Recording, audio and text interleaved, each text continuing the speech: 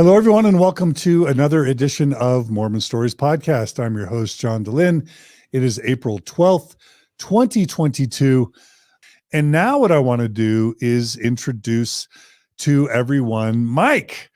And Mike is, trying to remember, is this the first time we'll have you unmute your mic? Is this the first time we've had you on Mormon Stories, Mike, or have you appeared in one way or another? Maybe you've come on as a commenter? I did one episode like a few months back where I think I was on for like 3 or 4 minutes. It was after that whole Brad Wilcox thing, and I just hopped on. I was working at home and I saw you post for viewers to chime in, so I logged on. But that's it so far.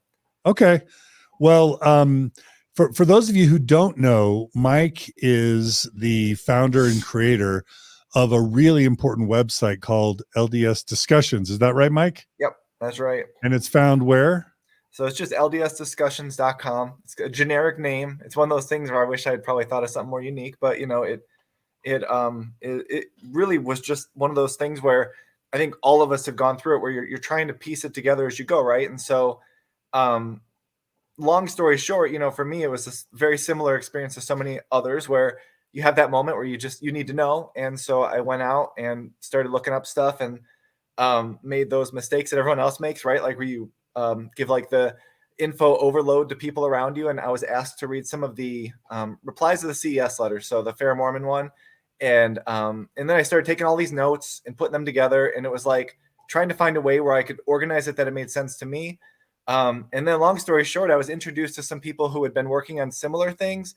And one of the guys who was brilliant, his name's Kellen, wrote 4 of the annotated essays, which he allowed me to put on the website. And then a few people did blog posts. And so there's a lot of stuff. It's just been one of those projects where for me, it's like, I have a regular job. So it's a hobby. I find it fascinating. And that's kind of how it started. And I think the Saints book was where I really started to try to put up a lot of content, because I was doing the chapter by chapter review, which I think people found helpful just because it was such a popular book for the church to push. And it was nice to be able to go through and kind of point out what I found to be problematic about it. And I learned a lot doing it. So, yeah, that was kind of the genesis of it.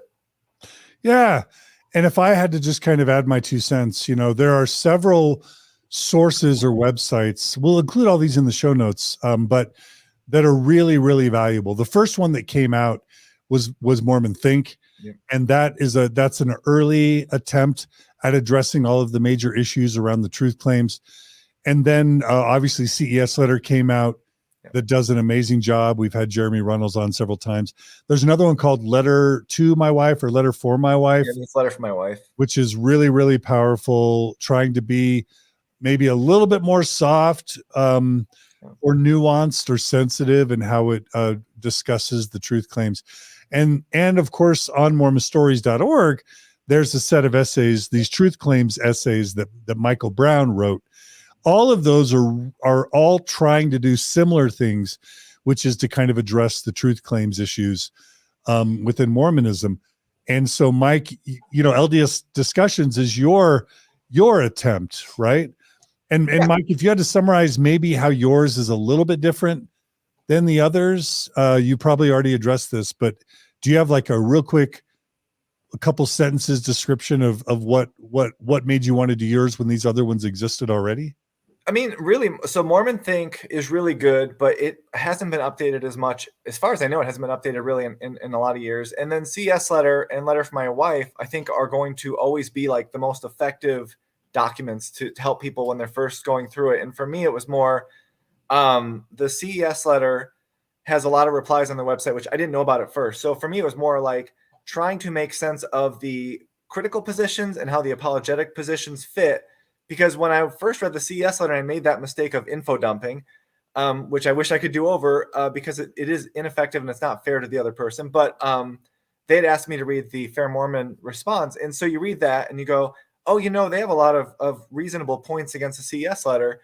And I spent like 2 or 3 weeks going back and forth. And that's when I started finding, Mormon Stories podcast, Mormon Expressions podcast, Mormon Think.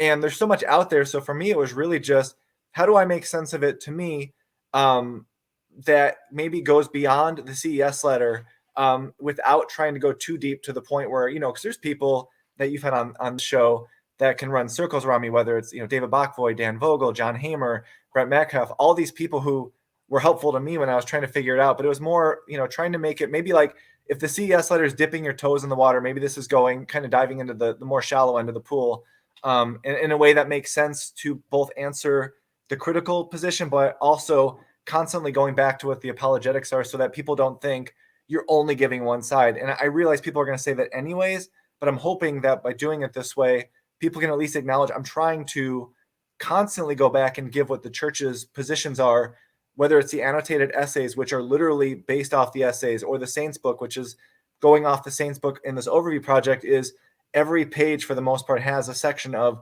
what does the church say about this problem and what do we then think the evidence says from there.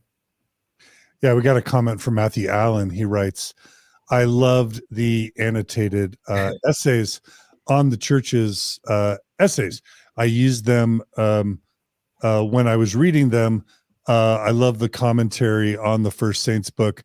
I have asked for it on the second book. Well, the first Saints book burned me out because I was trying to do a chapter a day and then it got further because of work and stuff. But it burned me out. But again, I want to shout out Kellen, who did the 4 best annotated essays. He did the Book of Mormon translation, the DNA in Book of Mormon, polygamy, and Book of Abraham.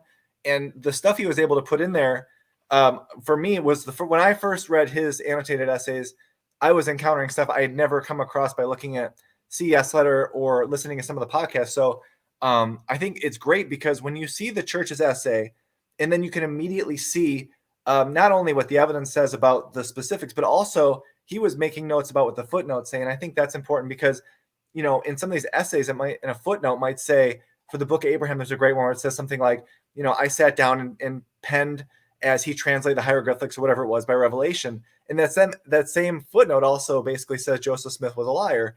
And so there's those kind of things where he was able to give a lot of insight. And so he was he's an amazing person and resource. So I just want to make sure I give him a shout out because he was really helpful in allowing me to put those up because I think they're so great. And a lot of people hadn't seen them up until then. So it was just really nice that he had done those.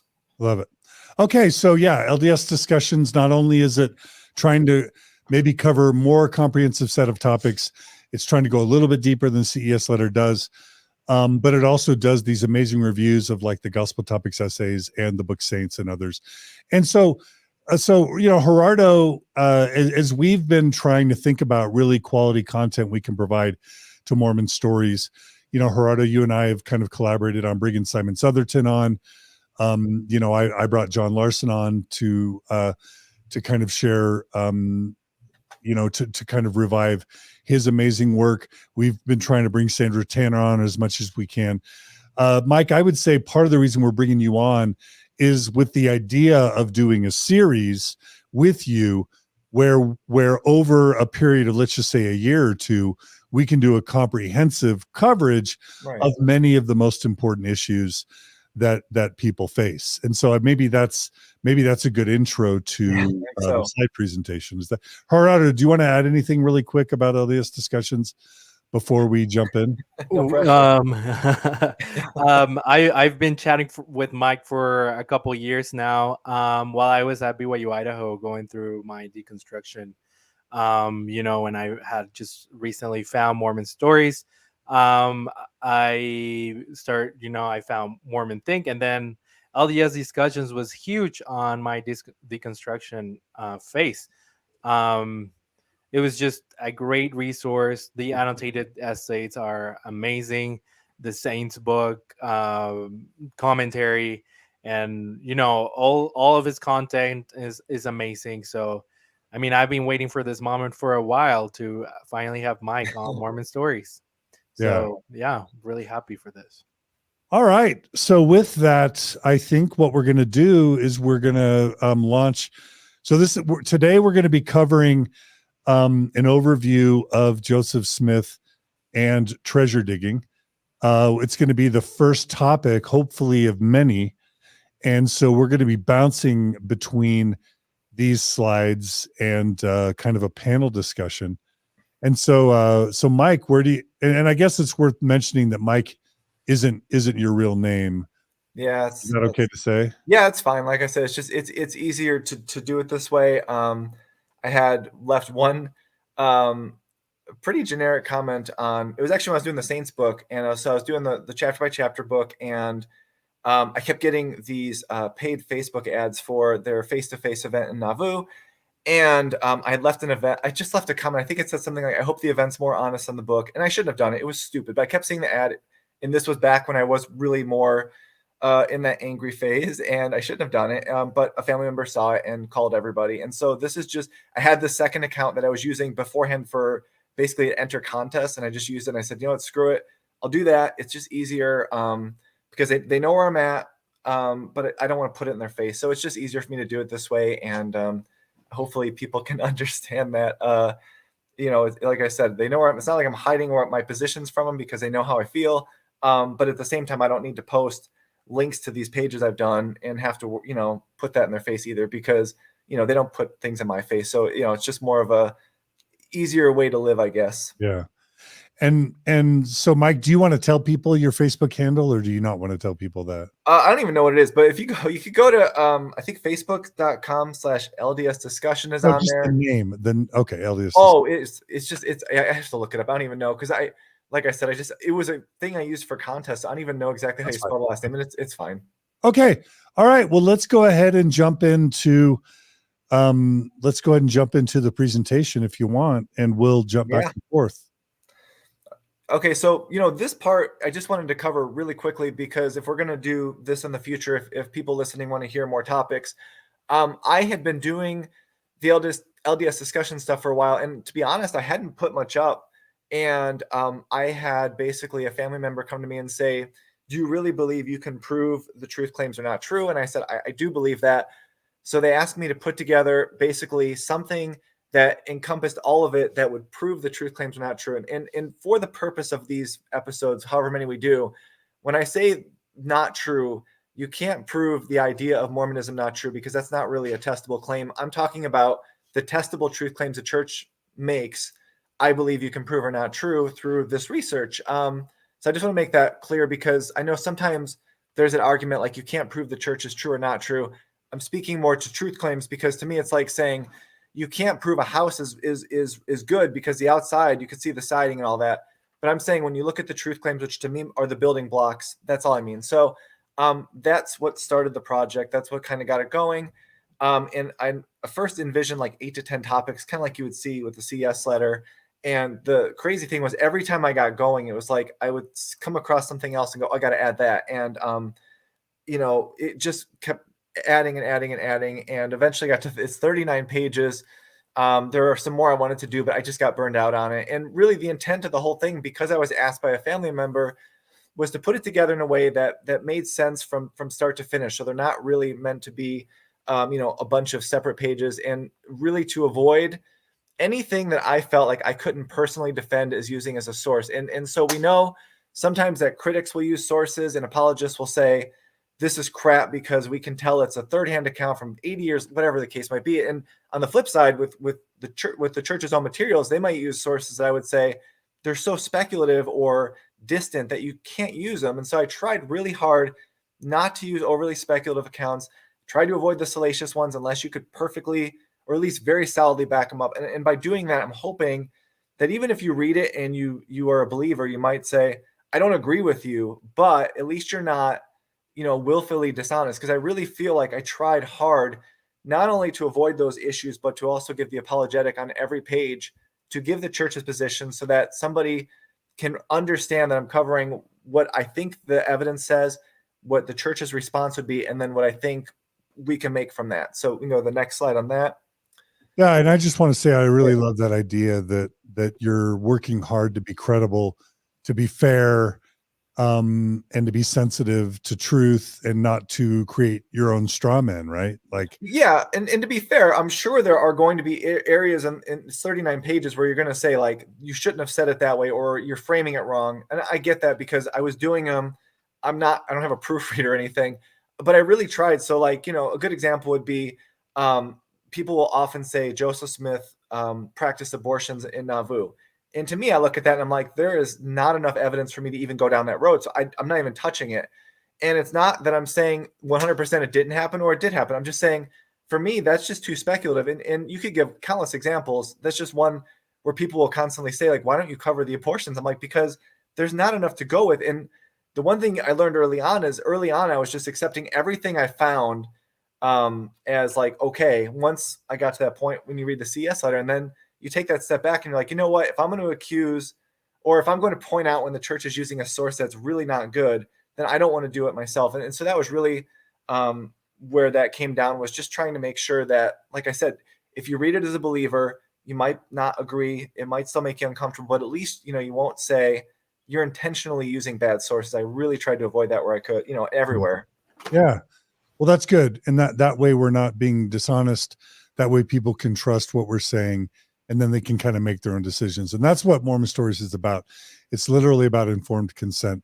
And so you're just trying to provide people with a narrative that's more honest than the Gospel Topics essays that allows people to make informed decisions. All right. So what's next on your yeah, so that's the website. If anybody wants to check it out, if you haven't, you can just go to ldsdiscussions.com. It's not the best designed website. At some point I need to go in and do a better job of that, but it's just, you know, it's just there. It's the overview project is at the top, because that really is basically the only thing I've done in the last year with the website, is just getting that up there and doing the different topics.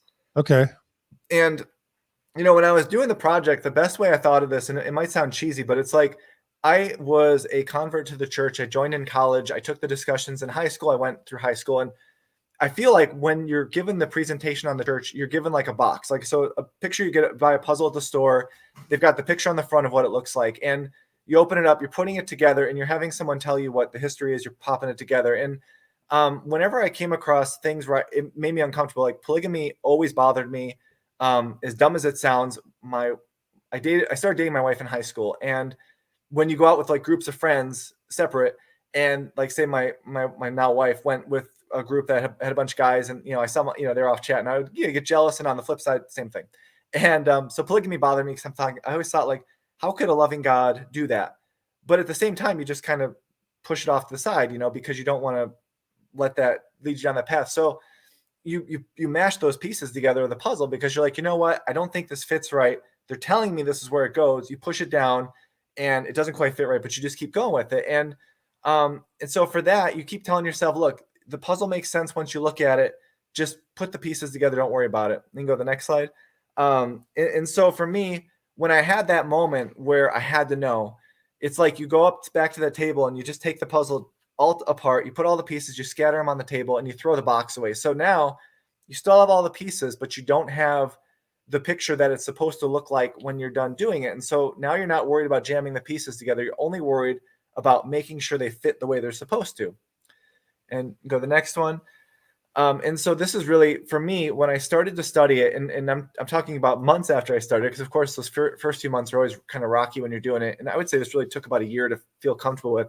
You start finding all the pieces can fit together if you just go with what the evidence tells you. Instead of saying, this is what I was taught as a convert, or this is what I was taught on Sunday, you say, here are the sources telling us what happened with these topics. They start popping together really nicely. And all of a sudden you're putting the pieces together. And it's like weird, because on one hand, when you're deconstructing this stuff, you're really upset and you're frustrated, because, you know, you're upset that you felt like you weren't told the truth. On the other hand, there's something oddly satisfying about finding all these evidence and sources that fit together and kind of solve the puzzle. So for me, that was kind of how this overview project worked too, because you're starting with one piece of the puzzle, and then as we go, you just keep adding on. And that's why in the overview project, which needs a better name at some point, you're popping the next piece is going to fit, and you're going to be able to call back to the previous one and say, and this is why this comes from this, or this is why these have similar problems. So that was pretty much the genesis of that.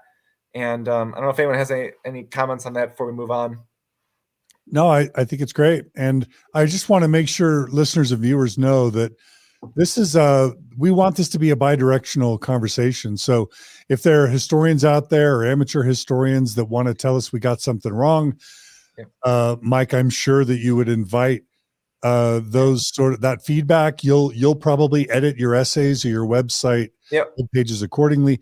And we're willing to, you know, come in future episodes and kind of make it clear. But what we hope is accomplished at the end of this is, how many total episodes do you think we could possibly do together, Mike? It depends on how much people want to go over, because there's 39 topic pages. Some of the topics are split because it's just, one, it's too long, and two, because they kind of like polygamy is 3 topics, because there's one account that talks about how the genesis of it. Then there's one that talks, I think, about the proposals and kind of how Joseph Smith implemented himself. And then the third, I think, is going over the apologetics, and I think some other stuff, and the happiness letters in there. But it's really one topic. So, I mean, it depends how much. Basically, I would invite viewers to let you know how much they want to see, because you could do it in probably 15 to 20, or you could do it in 25 to 40, depending on how in depth you want to go. But like I said, for me, I think there's a bunch of topics you can mash together and kind of keep it a little more concise, because they do work together, and you don't have to obviously cover the entire overview on every episode. So we could probably condense it down quite a bit. Yeah. And so what I would like to see is just the steady stream of Mormon Stories content that deals with truth claims. And if it ends up being 40 or even 50 episodes that spans a few years, that will be a self-contained library of a comprehensive discussion of many or most of the major issues that deal with church truth claims. So that's the series that we envision, if you all like it. So please give us your feedback. Yep. We'll consider keeping this going. Is that all right? That sounds good. Like I said, when you for people watching, it's like, if you feel like this is helpful, let us know, because I'm doing I was laughing one day, because one day I was listening to someone talk about Anthony Miller, I think, and he's been on here, and he actually was very helpful to me about biblical scholarship stuff. And he says Joseph Smith was an eclectic aggregator, I think is the phrase he always uses. And it's because he was really good at pulling sources and then kind of aggregating them into the way he wanted it. And really, that's all I did here was, for the most part, you're just going through and looking at what other people have done, trying to find what makes sense, looking at documents. So it's not like I'm presenting anything that's going to rattle, the earth here, but I feel like it's put together in a way that's a little more unique. And I feel like it's more solid with regards to, like I said, just being really careful and trying not to overstep on some of the stuff. So if people like it, we'll keep going. If they don't, totally understand that too. I love it. I think that the term that Terrell Givens likes to use is that Joseph Smith was an inspired syncretist. And I know he did. He's doing bricolage now, I think, right? Isn't he? He did bricolage, yeah. And the thing is, we'll get to that more as we go. But it is definitely a shift in from what they. I took the missionary discussions 25 years ago, and like the way that they talk, it would be completely foreign to me. And if they had given me those talks, 24 years ago, I would have had a much different impression, because we'll get into it more, but those changes, and you'll never hear those positions given on a general conference talk either, at least not now. Yeah. All right. So let's, you've got at least another slide. This is just, it's just last one. And so when I was writing this, like I said, I was writing it for someone who asked me to put it together. And the two thoughts I had here when I was doing it, I tried to mention this, if you guys read it, the different overview topics are going to constantly go back to this, which is, one, when you read these issues, you got to take them in totality. You cannot divide and conquer them. And I say that because when you read the replies, like, the Fair Mormon, the Jim Bennett replies to the CES letter, what you'll see a lot of times is you'll take two issues that are problematic to the church's truth claims, and they'll get two separate apologetic responses. But if you take that apologetic response and apply it to the other, it can't work. So you can't reconcile the two, because you're not looking at them in totality. So a good example of that would be in the Book of Mormon. We are told at times that it was loosely translated, and that's why there's anachronisms. That's why Joseph Smith wrote his own life experience into there. That's why there's King James Bible errors. At the same time, then we're told, but it's a tight translation. That's how we got chiasmus. That's how we got Hebraisms. That's how we got some of the words that are unique, like Deseret, right? And so for me, you cannot take those two things unless you want to then expand the translation kind of reality field and say, well, he could, whenever Joseph Smith wanted to, God was okay with him just jumping from reading off the stone to just riffing on his own. And I'm overgeneralizing here. We'll get into that later if people want to hear more of these topics. But to take the issues in totality is the way you have to do it, because, and I'll keep calling back to them as we go, but a lot of these issues are really connected. There's patterns in some of these problems. And when you see those patterns, it becomes easier to understand where they come from, as opposed to constantly taking one issue, coming up with some apologetic and saying, okay, we're good with that, let's go to the next. For me, it's about going, overall. You can't just take one out and then pop it back in and then take another one out. So that was the first point. If I can just kind of echo that, like some examples of that would be how the, when we're talking about polygamy, the Book of Mormon says, if I'm going to raise a seed, I think this is in Jacob, then I will, otherwise polygamy is bad. And it's basically saying the purpose of polygamy is to raise righteous seed, which means bearing children. But then when they try and talk about Joseph Smith's polygamy, Brian Hales and others are always trying to say there were no offspring. Well, you can't have it both ways. Right. The Book of Mormon is about raising a righteous seed or having children, but then Joseph Smith never had any children or never had sex with any of his polygamous spouses. Another example would be just understanding that the first vision changes to the first vision story in and of themselves. You might be able to say that each of the different versions of the first vision fits some sort of combined narrative. But when you combine that with the fact that the Book of Mormon itself has a Trinitarian view of the Godhead, and then as Joseph Smith's theology evolves, then his recounting of the first vision story changes along with the Book of Mormon text itself changing to reflect Joseph Smith's evolving views on the Godhead. Once you kind of put all those pieces together, you see things that you can't see when you're dealing with the topics separately. Is that kind of what you're saying?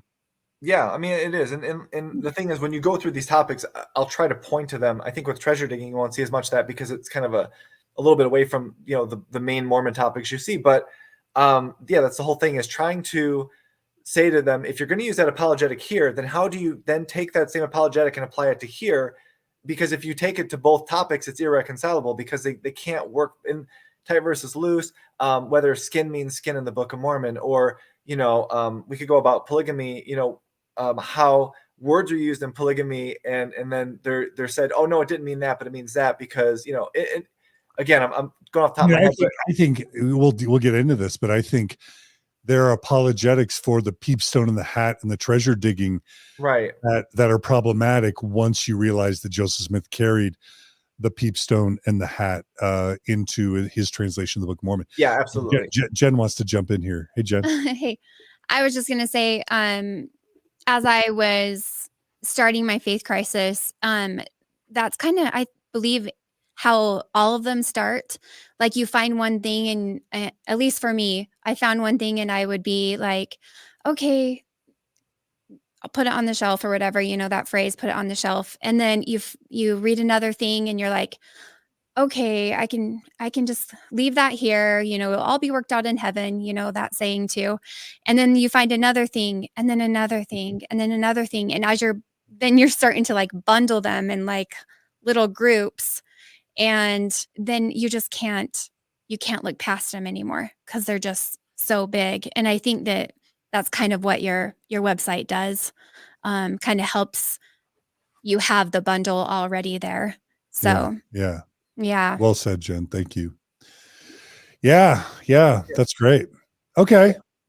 And then the second part of that slide is basically, and this is the really hard part, and it was hard for me to do.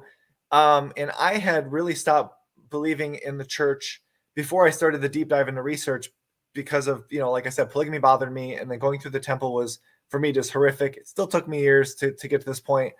But you have to, when you read these things, when you listen to these, you have to be willing to take that step back and look at these issues the same way you would look at it as if you were talking to somebody who is explaining another religion, another politician, organization to you. And then say, if someone else told me this thing with someone else besides, Mormonism in it, would I immediately tell them, oh my goodness, this is absolutely not true? Or would you say, yeah, you know what, I believe that could happen? Because, and we could all give stories of this. I mean, I had really quick stories.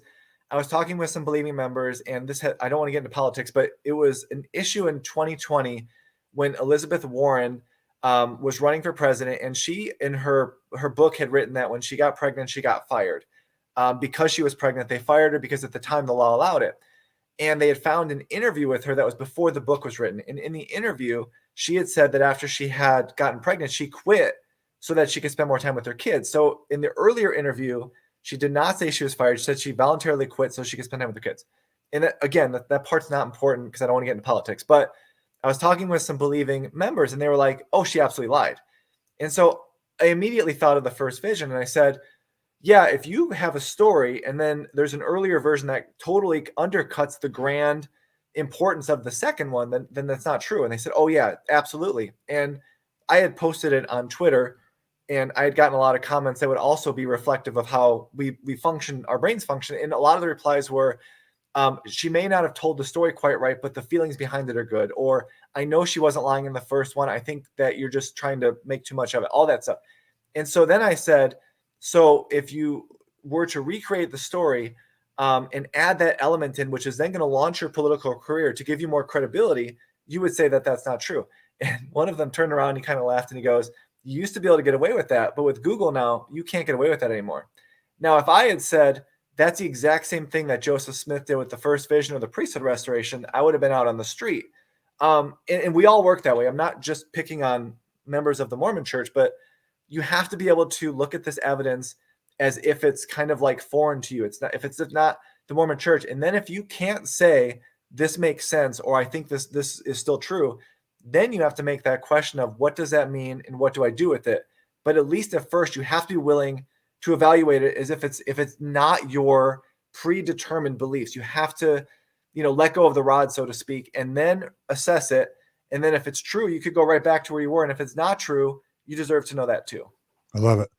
So kind of look at things objectively, like you would other religious traditions, or even politics or other organizations. I love it. Yeah.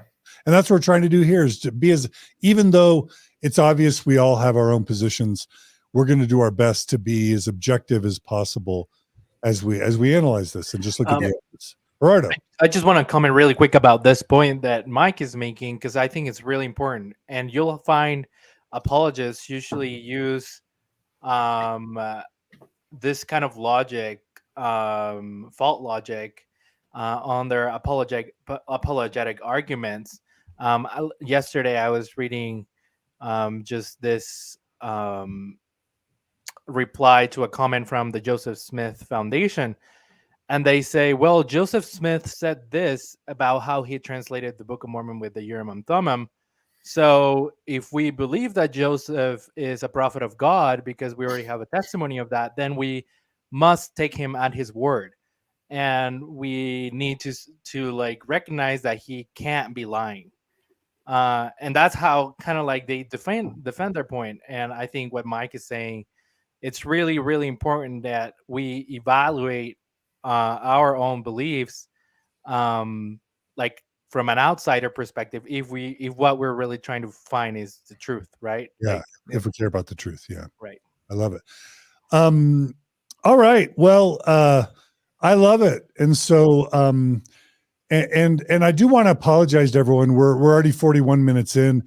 Normally, we're going to have very brief introductions and dive right in. We're going to try and keep these to 1 to 2 hours. Yeah. But for just so you all know, today we wanted to introduce Mike to you, tell you about LDS Discussions, talk about a little bit of his story and what led to this project, and then kind of lay out the idea for the project. We also just want to thank, we are live streaming this. We want to thank M. Marie for her super chat. We would welcome donations to support this project. So we want to thank you for that.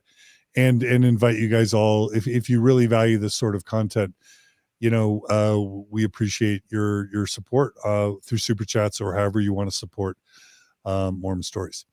All right, Mike. Well, should we jump into the next slide, which is why we're starting with treasure digging? Should we do that? Yeah, and this is just something quick, because I think sometimes I've gotten a few emails over the last year, and they'll say, why do you start with treasure digging and not the first vision? And I just want to point out, historically speaking, the first vision, we're told, happened in 1820.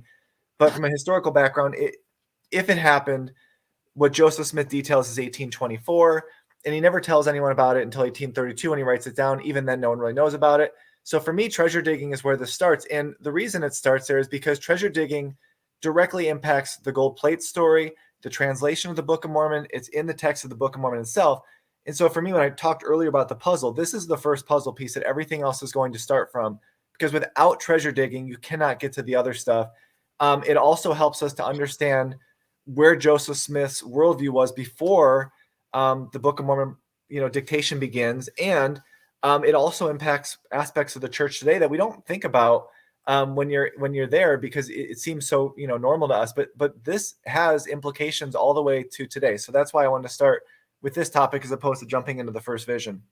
Yeah, and for me, I think that's where I always like to start too, because the fact that he didn't tell, the treasure digging is happening in the 1820s, and he didn't first really mention the first vision to anyone until 1832. It does beg the question as to whether or not the first vision really happened versus it's a story he made up later. And then it makes a lot more sense. It's where the evidence is, it's where the history is, and it's much easier to draw a line from treasure digging to Book of Mormon to then the foundation of the church, and then to a first vision story to kind of retroactively justify the question of authority and divinity.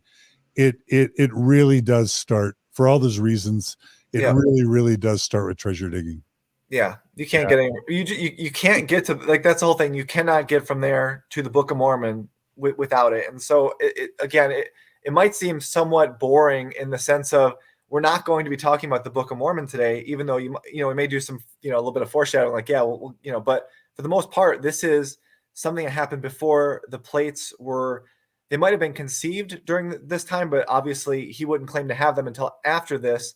But you still have to do it, because if you don't cover this, you can't really understand the translation at all, really. I think it's really, and we'll cover all that, so I don't need to go into it now, but it's big. Now, we even have a list of all the treasure digs that Joseph Smith was involved with, and we have treasure digging, according to Mark Elwood, going all the way back to 1820.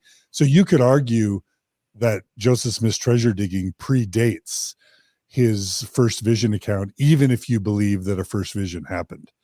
Yeah, I mean, it's all right there. It's just like, we were talking about earlier, it's like, for me, I'm looking at what does the evidence tell you? And for me, there are people who can make the claim that something happened. He experienced, I think John Hamer will say he experienced something, even if it wasn't what he, wrote down or, expressed in the 1838 account.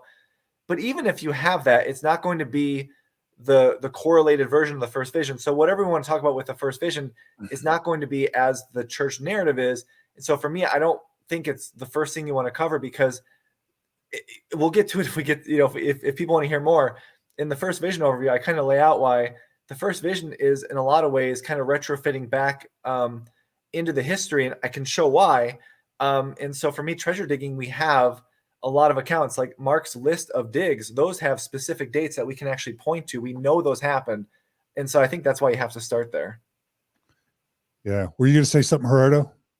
Well, this idea that Mike mentioned that Joseph Smith might not have experienced the first vision, like, he told it later in 1838. This idea, I've heard it from Dan Vogal as well.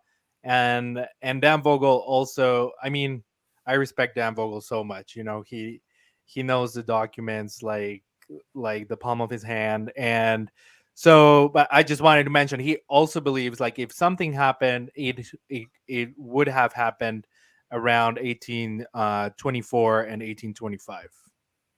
In terms of a first vision? In terms of a first vision, correct. Yeah. And he also recognizes that treasure digging started 1819, 1820.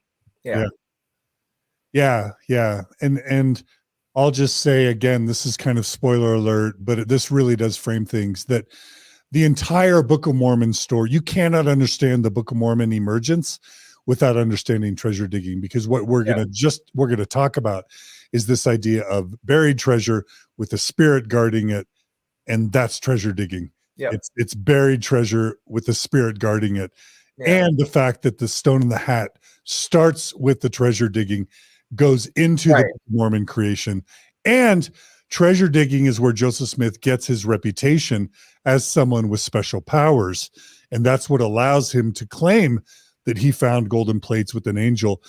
That would have been viewed as crazy or non-credible, except for the fact that he had already established a reputation as someone with special powers from his treasure digging. So this is just a preview, and we're gonna kind of dig into it now. So let's define, Mike, what treasure digging is. Should we do that? Yeah, and so we're just going to go quick because this is more, if you're watching, you've probably heard of it, but so this is from BYU Studies, and so this is being written, of course, in a way that would be softer towards Joseph Smith, but just says, in frontier America, seer stones or peepstones were commonly used by lost object finders.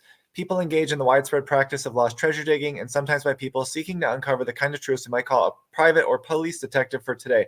It is unclear how much of this kind of activity Joseph Smith was involved in, except for water divining and treasure digging, which are widely attested. So this is basically all I'm doing here is I just want to make clear, when we say Joseph Smith did treasure digging, there are people who dispute it, but it's at this point, there's no reputable scholar I know of in the church or out of the church that would deny it happened. We have way too much evidence to say that. And so even though this is a very soft account of what treasure digging was, I just wanted to put in there because even at BYU, they're saying, oh yeah, absolutely, he was engaged in this kind of treasure digging. Yeah, Maxwell Institute agrees.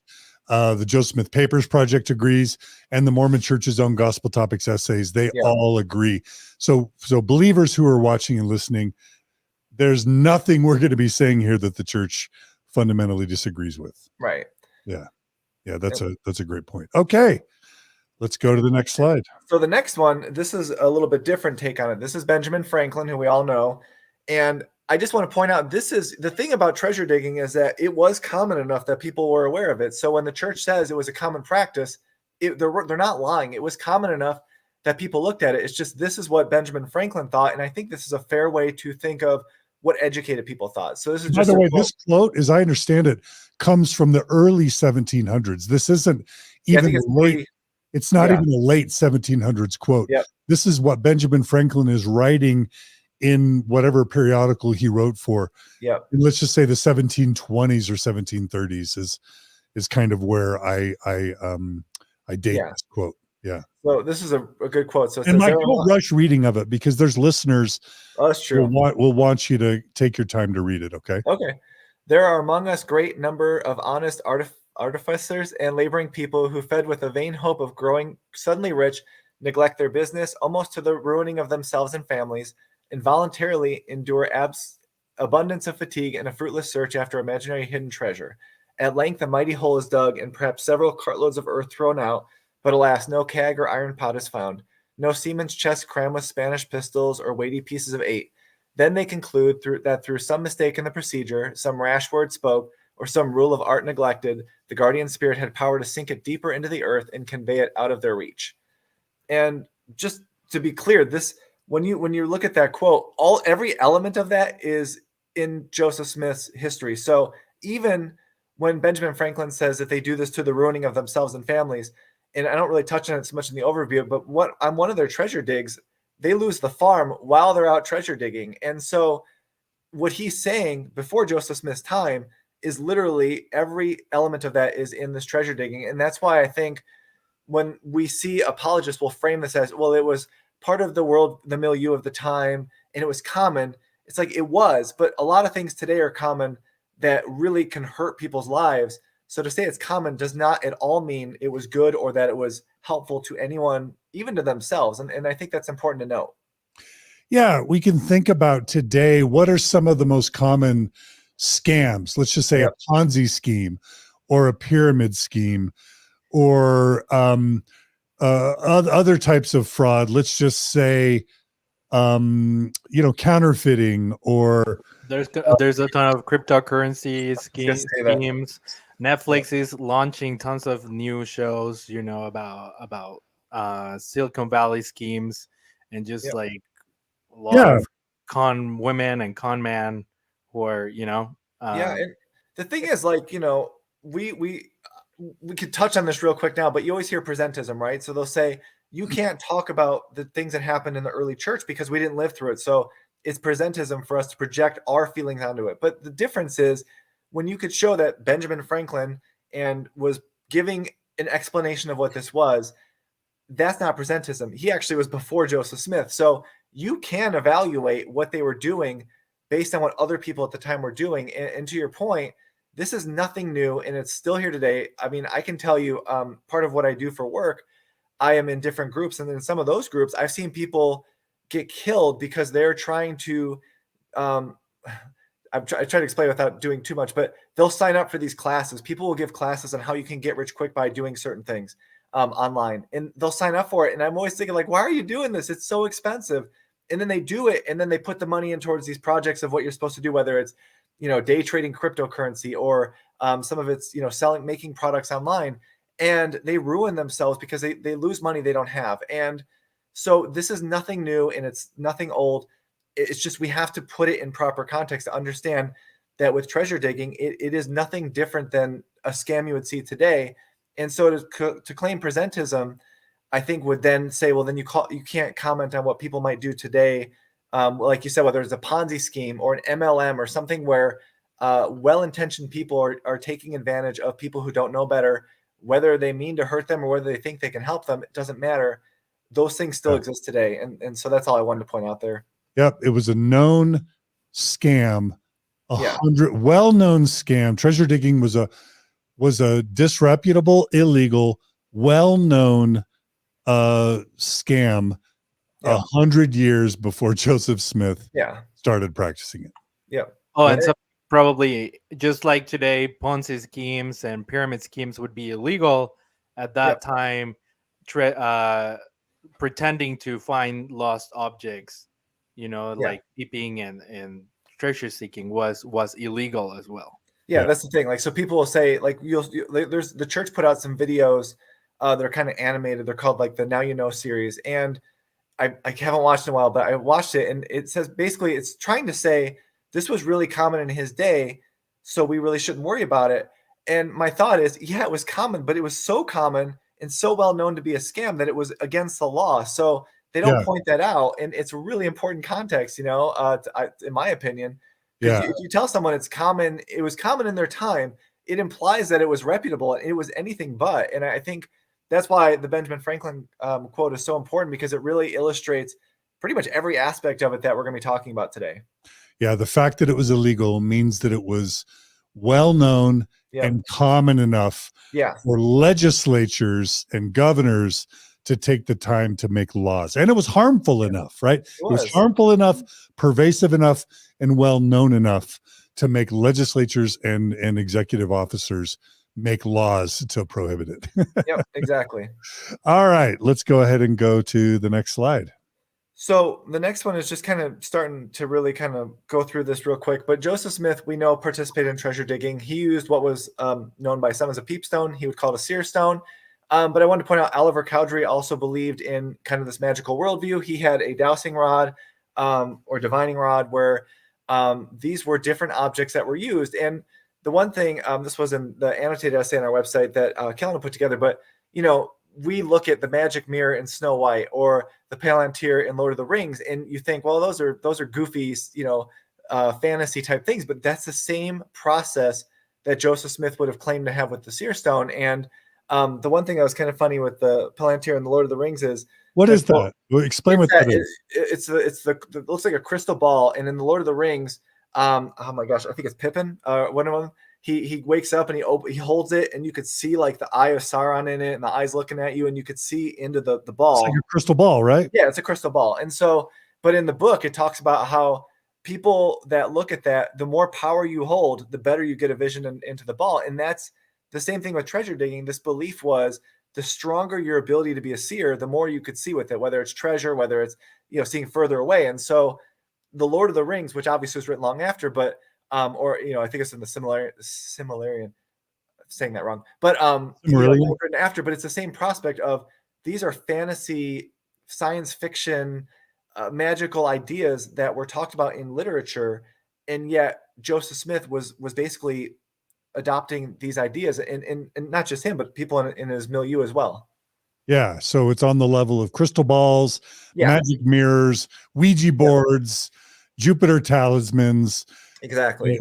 And it was viewed as superstitious then, right? Right. Yeah. So that's what I was pointing out. It's just when you look at Snow White, you'd say, oh, that's so funny that there's a magic mirror that can look back at you. Or if you watch Lord of the Rings, you're like, holy cow, that'd be amazing if there was a ball that you could see a vision of across Middle Earth or whatever. But that's what treasure digging is. Yeah. And it's really hard to, like, if you're a believer in Joseph Smith, to like try to visualize just what you need to do to get to that point where you can believe he had these powers. But you have to then kind of accept that those are real things. And that's just kind of the way of pointing out how much of a stretch it is to get there. And I think for the show notes, Jen will add Michael Quinn's book, Early Mormonism and the Magic Worldview, which is a really important book. It's a groundbreaking book that Michael Quinn, may he rest in peace, came out with in the 80s that really, really digs into this magic worldview that largely uneducated, rural citizens had, but not only, but largely. Yeah, not only. I mean, everyone can fall into it. It's just that tends to be where it was. So yeah, absolutely. all right. Okay. So now we've got a video that we want to set up. And this is from Hannah Stoddard. Is that right, Gerardo? Yes, correct. Of the Joseph Smith Foundation. And it's a bit of a lengthy video, but I think it's brilliant because this for a long, long time, the Mormon Church just denied that Joseph Smith was a treasure digger. They denied that he got arrested. If you look at, Hugh Nibley's, are we going to have the Hugh Nibley quote later, Mike? Yeah. Where Hugh Nibley, okay. Yeah, we'll get into it. But the church denied it for so long. And there's a reason that the Mormon Church for over 100 years denied that Joseph Smith was a treasure digger and that he was involved in folk magic. And why it's problematic. And Hannah Stoddard is going to lay out the problem. But did you want to say something, Mike or Gerardo? John, I wanted to just read a quote. It's not going to be on the clip that we are going to play right now, but it's a quote from the actual full video, and it's a quote by Richard Bushman. And so I just want to say, like, it's not just you claiming that the church denied this or that apologists denied it. It's not just us, like, anti-Mormon crazies. But Richard Bushman, who sells his book at Desert Book, there's a quote by him. Rolling, right? Rough Stone Rolling. Yeah, correct. And he says, the response of Mormon historians in the 1970s was to deny almost everything. They argued all the money digging stories were fabrications of Joseph Smith's enemies. They claimed that the sources for the stories were corrupted and therefore not to be trusted. So that's a former patriarch, the church's number one expert on Joseph Smith, faithful stake president, church historian Richard Bushman, acknowledging that for over 150 years, the Mormon Church hid or lied or deceived or denied or downplayed the treasure digging and basically kept Joseph's peepstones in their vault, denied that they existed, and hid them from the membership. All true? Yes, it definitely was hid from me. Yeah, it was hid from Jen. I was told that it wasn't true, like blatantly. Yeah. And what Hannah Stoddard is about to tell us is she's going to explain to us why Joseph Fielding Smith, Hugh Nibley, and others were so terrified to acknowledge Joseph Smith treasure digging. Is that all right? Yeah. Should we roll it? It's good. I think we should do it. All right. This is Hannah Stoddard of the Joseph Smith Foundation project. Because John Dolan realizes that this issue alone is driving members out of the church. It's leading to the greatest apostasy since Kirtland. And this is something that actually scholars within the church have acknowledged. Daniel Peterson, who works at BYU, he acknowledged that the character of Joseph Smith matters. It matters if he was a treasure digger. It matters if he was in the occult. Daniel Peterson said, the character and claims of Joseph Smith are fundamental to the claims of the church he founded. Knowing this, critics of the prophet have contended for more than a century and a half that he and his family were the kind of people from whom nobody would want to buy a used car, much less receive a plan of salvation. In other words, what Daniel Peterson is saying is if Joseph Smith was a man of character, That matters. That lends credibility to the gospel that he gave. If he was not a man of character, that calls the entire restoration of the gospel into question. It calls the Book of Mormon and everything else into question. Because think about it. Would you buy a used car from a bumbling idiot who is dishonest and running around with money diggers and treasure hunters and dabbling in occultic practices? Why would you trust him to buy a used car? And if you wouldn't trust him to buy a used car, why are you going to trust him with your plan of salvation, your plan to get back to God? It just doesn't make sense. And a lot of people, sometimes people will say, well, I heard Rough Stone Rolling is this great book. If someone's struggling with their testimony, then we're supposed to give them this book. I've heard this book will help them. Well, my question to them is, then why is John DeLynn promoting Rough Stone Rolling as one of his top books when John DeLynn's top motivation is to lead people out of the church, not keep them in? It's clearly due to this magical worldview. The magical worldview is huge. It is one of the most fundamental issues at heart in this faith crisis. Again, what we're discussing is this new narrative, this idea that Joseph Smith was a boy who gazed into stones and saw treasure, that grew up to become a translator who looked in a stone and saw words, right? Joseph Smith goes and uses this stone for occultic purposes and treasure digging. And then he says, oh, I'm a prophet of God now, so I'm going to take that stone and go and use it for God's work, and there's no problem. And that's where the Book of Mormon came from. That doesn't sit right.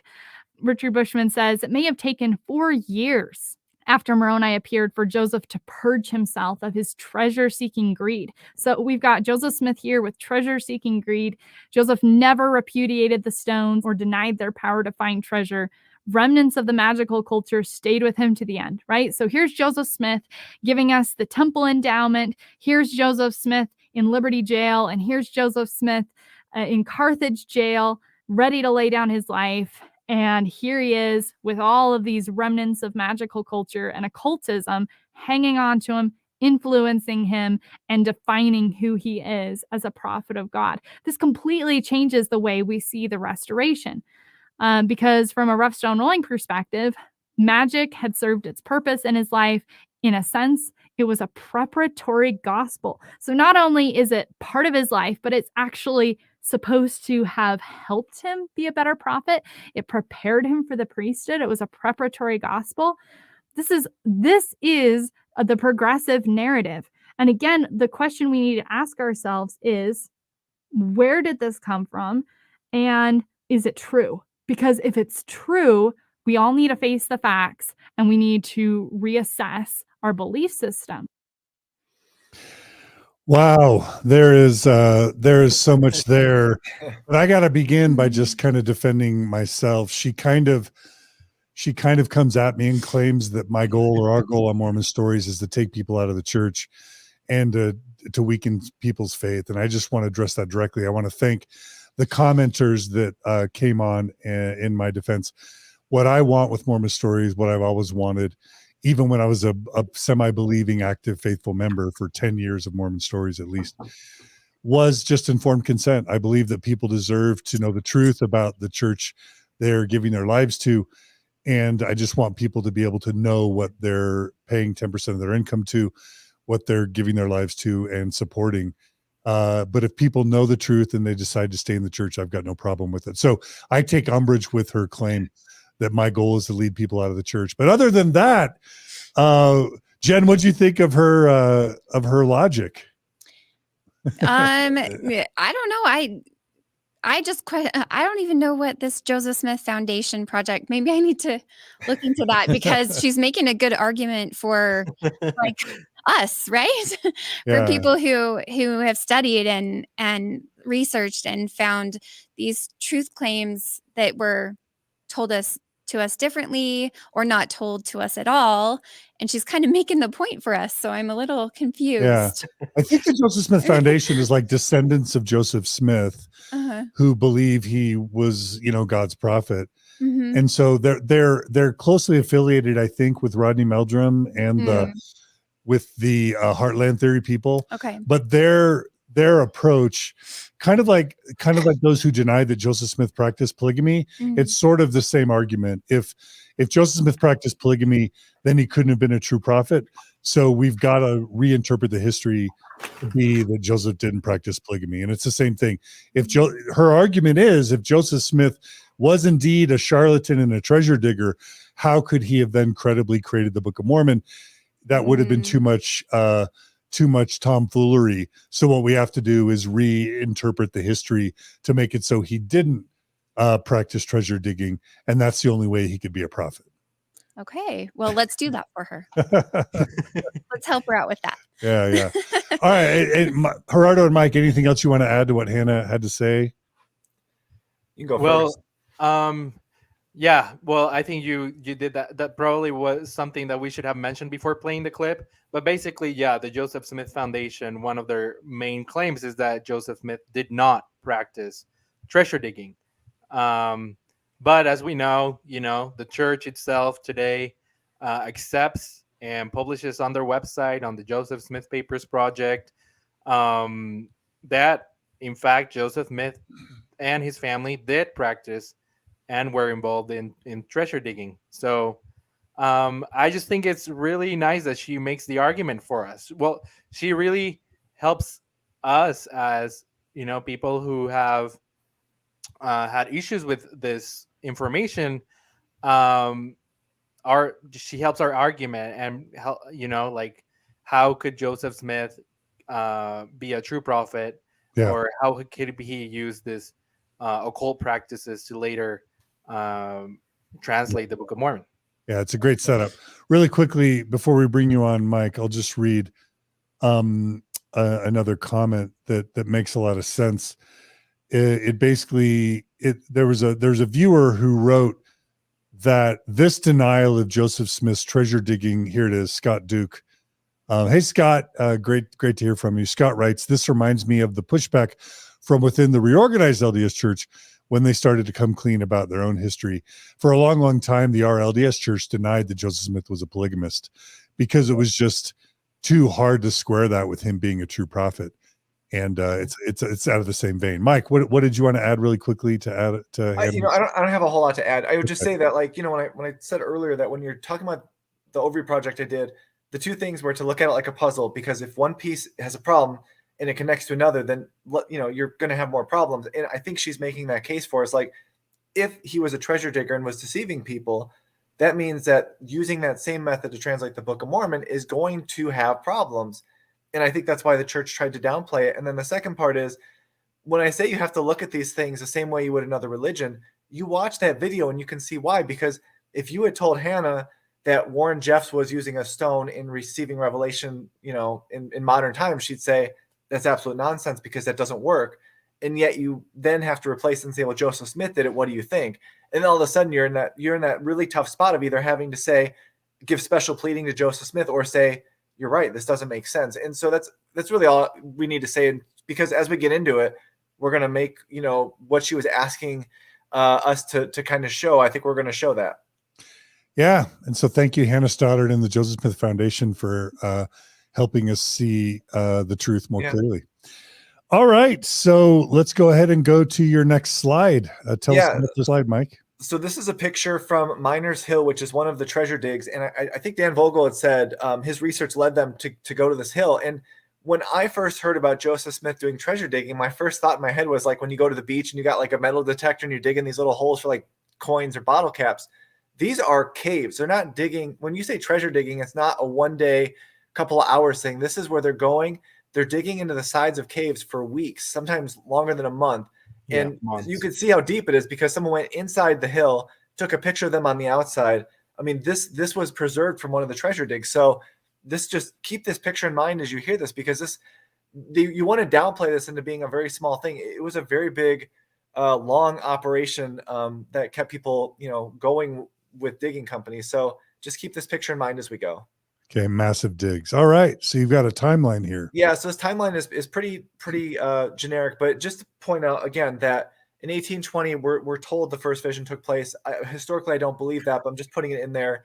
1822 is when Joseph Smith finds the peep/seer stone that was dug at the Willard Chase property. Now, this is the stone that he is going to basically gain his credibility and charisma with, as Dan Vogel would say, because this is a stone that people believe in. So to go really quickly, and I Chase think, is Sally Chase was known as a treasure digger or a seer, right? And so because Sally Chase viewed this as a seer stone, it gave Joseph the charisma to effectively use it and get people to believe. It's kind of like when you get a really good endorsement, you write a book or something, a really famous author that people respect, endorse it, it gives you more credibility right off the top. And so that's why we mentioned that, because even though he may have started doing the going with on him earlier, this is when he's going to get his own stone that he can use. And I think that's really important kind of to this. And then 1826 is the trial. So I'm jumping through. Can I just, Mike, can I just reinform a point you were just making? Go ahead. We don't realize that part of the history, that just like a magic mirror has powers or a magic crystal ball has powers, it was essential for Joseph Smith to claim that he found a magic object. Yeah. Because at the time, it was believed that the object had power. Yes. And then you needed a special seer who could use the magic object. And that's just something that people don't realize. And so you have to ask yourself, is it a magic object? And if so, the Mormon Church has the seer stone right now. Exactly. Why aren't the prophets, seers, and revelators using the magic object that they have now in their powers? I mean, heck, they have a magic object, right? And so it's just really important piece of the puzzle that Joseph, to be able to convince people that he could find buried treasure, had to convince them, like Sally Chase, that he had found a magic object. Okay, sorry, just had to reinforce that. And I think actually the narrative goes that Joseph borrowed Sally Chase's peep stone because she had, that stone had certain reputation, so he had to borrow hers for a while. And then later, I think it was actually Willard Chase's who actually found while digging. And then Joseph was there. Joseph grabbed it, asked for it, put it on his hat, and said, "Oh, this works." And then asked to borrow it, and then kind of kept it. Is that right, Mike? I think so. I think they found it, he used it, and I think he gives it back. And then he goes back later and asks to borrow it again. If I believe that's how Willard Chase tells it. And so he has it, he gives it back, and then he goes, that's going to be the stone that's used for treasure digs and the Book of Mormon translation. And basically for the rest of his time in the church, he's going to be using the same stone. And so, to the earlier point, it's like you need the person who can give the charisma or at least get the credibility that they're seeing stuff, but you need that object that people believe is the vehicle to give you that power. And so and to that point, for the church today, they have the rock, right?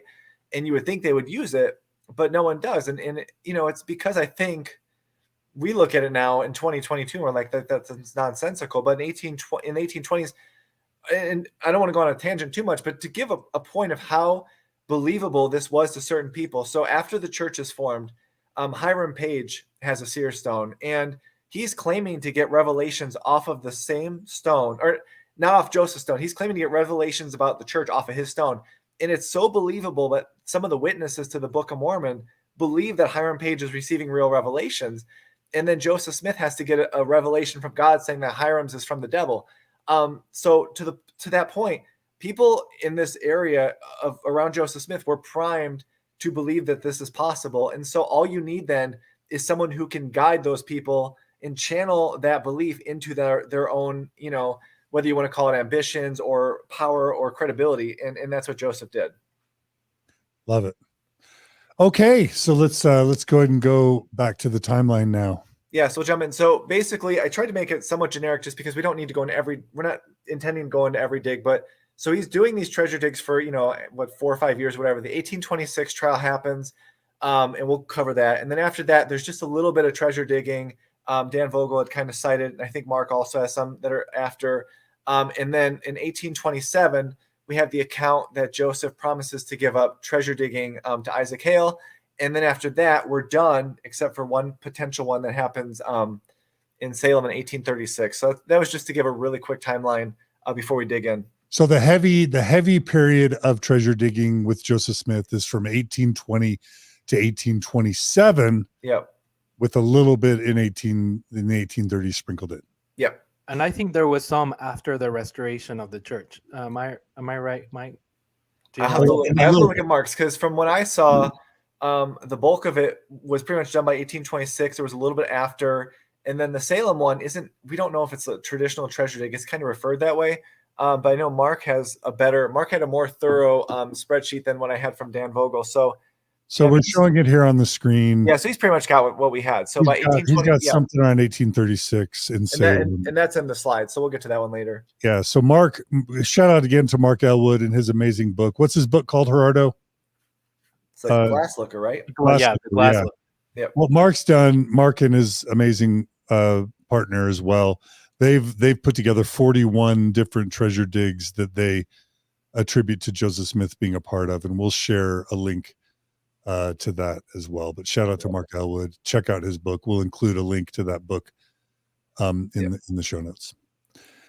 All right. Yeah, we can continue after that. Okay, so let's continue. And so what we want to look at after the timeline is, this is from Dan Vogel. So Mark's is more comprehensive than this, but it was just to show. So Dan had written a dialogue article. This was tacked at the end of it, and I just put it on there because it was just a way to show that these are the treasure digs that we knew of. Mark has uncovered more, or I don't know if uncovered is the right word. I'm not sure, but Mark has more of a list. So, this is not a one-time thing. This is, he did, Mark had 41. So there are a lot of these treasure digs. So this was not like some isolated incident when we get to the 1826 trial. So you can find that on our overview. You can also, we'll share Mark's much more comprehensive list as well. So we go to the next one. All right. In this one, we talk about how treasure digging was done. This is going to sound familiar to anyone who has been through the church, but they would be able to locate the buried treasure in the ground, and then you would direct a team that would dig where you're pointing them to. But the first thing they had to do was to basically prepare the ground so that they could do it. And we have, and this is kind of a somewhat of an aside, but this was one area where I really actually got pretty upset reading it, because I had heard when I was doing some of the studying at first that Joseph Smith might have sacrificed dogs, and I'm a big dog person, so I was like, that sounds horrible. We have 3 separate accounts, all independent of each other, that they sacrificed a dog. And just this one quote from Emily M. Austin, where she says, for in the time of their digging money and not finding it attainable, Joe Smith told them there was a charm on the pots of money, and if some animal was killed and the blood sprinkled around the place, then they could get it. So they killed a dog and tried this method of obtaining the precious metal. But again, money was scarce in those diggings. Still they dug and dug, but never came to the precious treasure. Alas, how vivid was the expectation when the blood of poor Trey was used to take off the charm, and after all to find their mistake, that it did not speak better things than that of Abel. And now they were obliged to give up in despair, and Joseph went home again to his fathers in Palmyra. And I'll just note that's a late source, but there on the Overview Project, there's 3 different sources, all giving the same thing. Dan Vogel talked about it too. They have accounts from sacrificing, I think, goats, and they said he Black likely sheep, a black sheep, I believe. and you Jen- can bring Jen, them home you're- and then you have eat a- them. It's just Jen, you have a sad face. Why do you have a sad face, Jen? I'm like crying actually. Yeah. Why? Because I have 3 dogs and I have goats. I live on a little urban farm. Yeah. And like, I love my animals. Like, that really disturbs me. yeah. I'm just going to say it like really disturbs me. Yeah, Yeah. me too. And I realize I will not in any way say that in the 1820s they viewed dogs the same way they do now. I totally accept that. That being said, once you realize that there are no treasure guardian spirits guarding these dogs, the thought that you're like slitting a dog's throat open to draw up blood for nothing, to deceive people, that is where I'm like, okay. Or a sheep, right? Or a sheep, a little lamb. Or a sheep. Think about this a little bit though. Like, according to the church's narrative, by this point Joseph would have already seen God and Jesus. He would have already received several visitations, 3 in one night, from the angel Moroni, giving him all night instructions from like an angelic, like celestial being. Yep. He would have had been going every year to the Hill Cumorah to receive even more instructions. And then at the same time, we have him practicing all this occult and magic witchcraft kind of stuff to find treasure. Like, to me, that doesn't make sense in my mind unless you make. In my mind, the only way it makes sense is that the Moroni visitations, Jesus and the Father appearing are later fabrications and added into the story. That's a great tell us, point, what do you think, Eduardo. Mike? Because if he's seeing God and Jesus in 1820, seeing Moroni multiple times, being tutored by God, why in the world is he leading? And then but we also know that he admits by 1827 to his father-in-law, Emma's dad, Isaac Hale, that he never saw anything in the stone to begin with. And we know that they never found any treasure ever, and that it was illegal. It makes no sense that God's chosen holy prophet is not only defrauding people for 7 years with illegal activity, but slitting the throat of animals, knowing that he's really leading people on foolish treasure digs. Yeah. That's a problem. I didn't think it could get worse. It After just got worse. knowing, it just got worse. Yeah. Like it just got worse with knowing what Gerardo just said, like the timing of that. And in the back of my mind, I also have going, like, if I don't know when like Jesus was the ultimate sacrifice, and you're not supposed to sacrifice animals past the atonement, like if he believed that or not, I don't know. There's a whole bunch of things are now like going through my head about timing and narrative and teachings and things like that. Sorry. Yeah. I'm in like a thing going on right now. That's part of why we like having you here, Jen, because you more recently went through your faith crisis, so you can give a little bit more of a fresh reaction. We really like that. Yeah. And Mark Elwood just made a comment. We're really grateful. Aaron is here in the chat, as well as Mark. Aaron Elwood is Mark's partner, and they together have done this amazing book, The Glass Looker. But Mark writes, by my count, I have 6 treasure digs that include an animal sacrifice where Joseph was present. And we're kind of beating a dead horse, and piling on, but we appreciate Mark and Aaron's scholarship. No, and I only bring it up because for me, that was one of those few areas. By the time I did the overview project, I was past that angry phase. The only thing that still really gets me sometimes is polygamy. And there are a few things where you'll see, but for some reason, just being a dog person, it just really frustrated me. And the only small pushback I'll make is on the Isaac Hale comment where Joseph Smith says he never saw anything. That's another area where for me, I stay away from that only because it's written in 1833. There is an affidavit from Isaac Hale's son, but you got to remember at that point, they hate him. So I don't know if Joseph would have admitted he never saw anything and then claim he did. But again, we have evidence that he said it. It's just, to be clear, it's evidence that comes from a source that they do not like Joseph because he did steal their daughter and was doing practices that they obviously hated. So he might have said it, he might not have, but it's just to point that out. Well, I'm just going to say, Mike, I think it's valuable to make that sort of disclaimer. No, it is. And I think it's egregious what the church has done, which is to basically just say any of the Hurlbut affidavits, anything in Mormonism unveiled, we have to completely throw away because it's all anti-Mormon. Freaking Isaac Hale was Joseph's father-in-law. He was Emma's dad, and he was a first-person witness to the Josiah Stoll treasure digs, and he was a first-person witness to the translations of the Book of Mormon, and he was invested. And so, for that reason, at least those accounts deserve to be mentioned. They do. But maybe with an asterisk to say, hey, they may have been a little bit salty, but they were salty for a reason, right? They were, and so that's the thing. Like you can't blame. So I believe, and I'm going off the top of my head here. I believe the 2 accounts of that are Pomeroy Tucker wrote a letter that has it, and the affidavit I believe is Isaac Hale's son Alvin or Avon or something like that.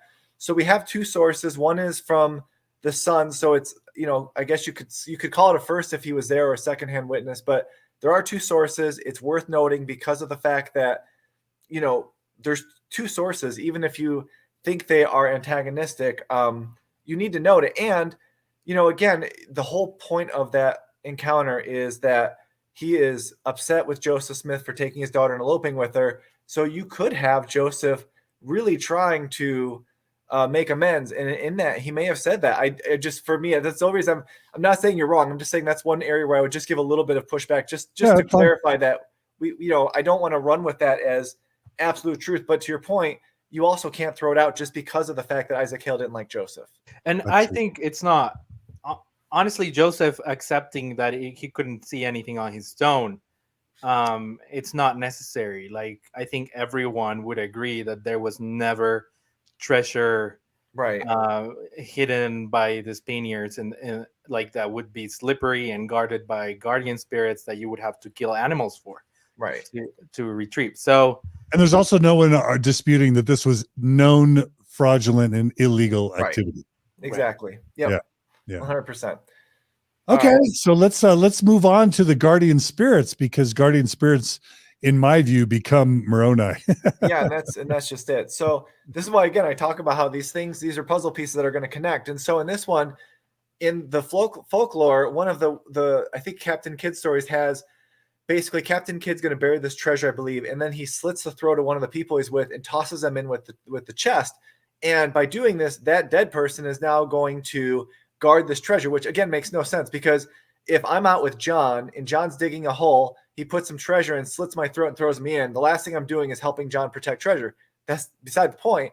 But that's kind of the folklore, is that these dead people are buried with the treasure to protect it, and that you have to then find a way to break that enchantment. And this is going to be how the early accounts of Nephi or Moroni, depending on, they kind of mix the names up in the early accounts.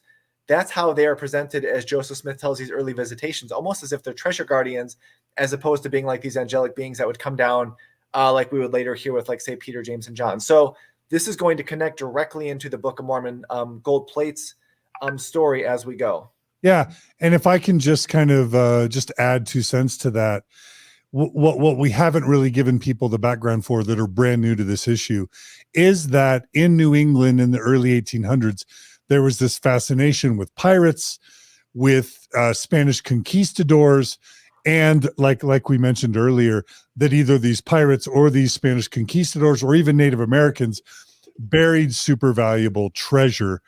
And then you add to that the spirits who guarded the treasure. This is literally why these gullible, largely uneducated farmers who were poor were running around trying to find the buried treasure to try and become rich, because farming wasn't super fun. And this is why they needed a seer or someone, a magical peepstone, scryer or glass looker. They needed that magic person to help them find the magic treasure and to break through the protections of the guardian spirit. And this is all just really fundamental to understanding the con, frankly. Is that right, Mike? No, I mean, that's the whole thing. Like, in order to believe any of this is possible, you have to believe that there were these giant, gold and silver mines buried, and we've never found it. So again, this is a huge prerequisite to this even being possible, is that this has to happen. And because there were all these treasure lores being told, people began to believe it and look for it. Again, just as you would find today, or, if people have like these get rich quick schemes thinking that you could do, something quickly, it's the same basic premise. And but yeah, I mean, it just didn't, like Gerardo said earlier, it just didn't happen. And so everything that comes from this comes from something that's not true, if that makes sense. So totally. So Moroni becomes the spirit guarding the slippery treasure later. Yeah, and because Dan Vogel talked about it, I think with you, that those early visitation stories were in the middle of his prime treasure digging. So he might have been telling those stories to people as they're doing other treasure digs.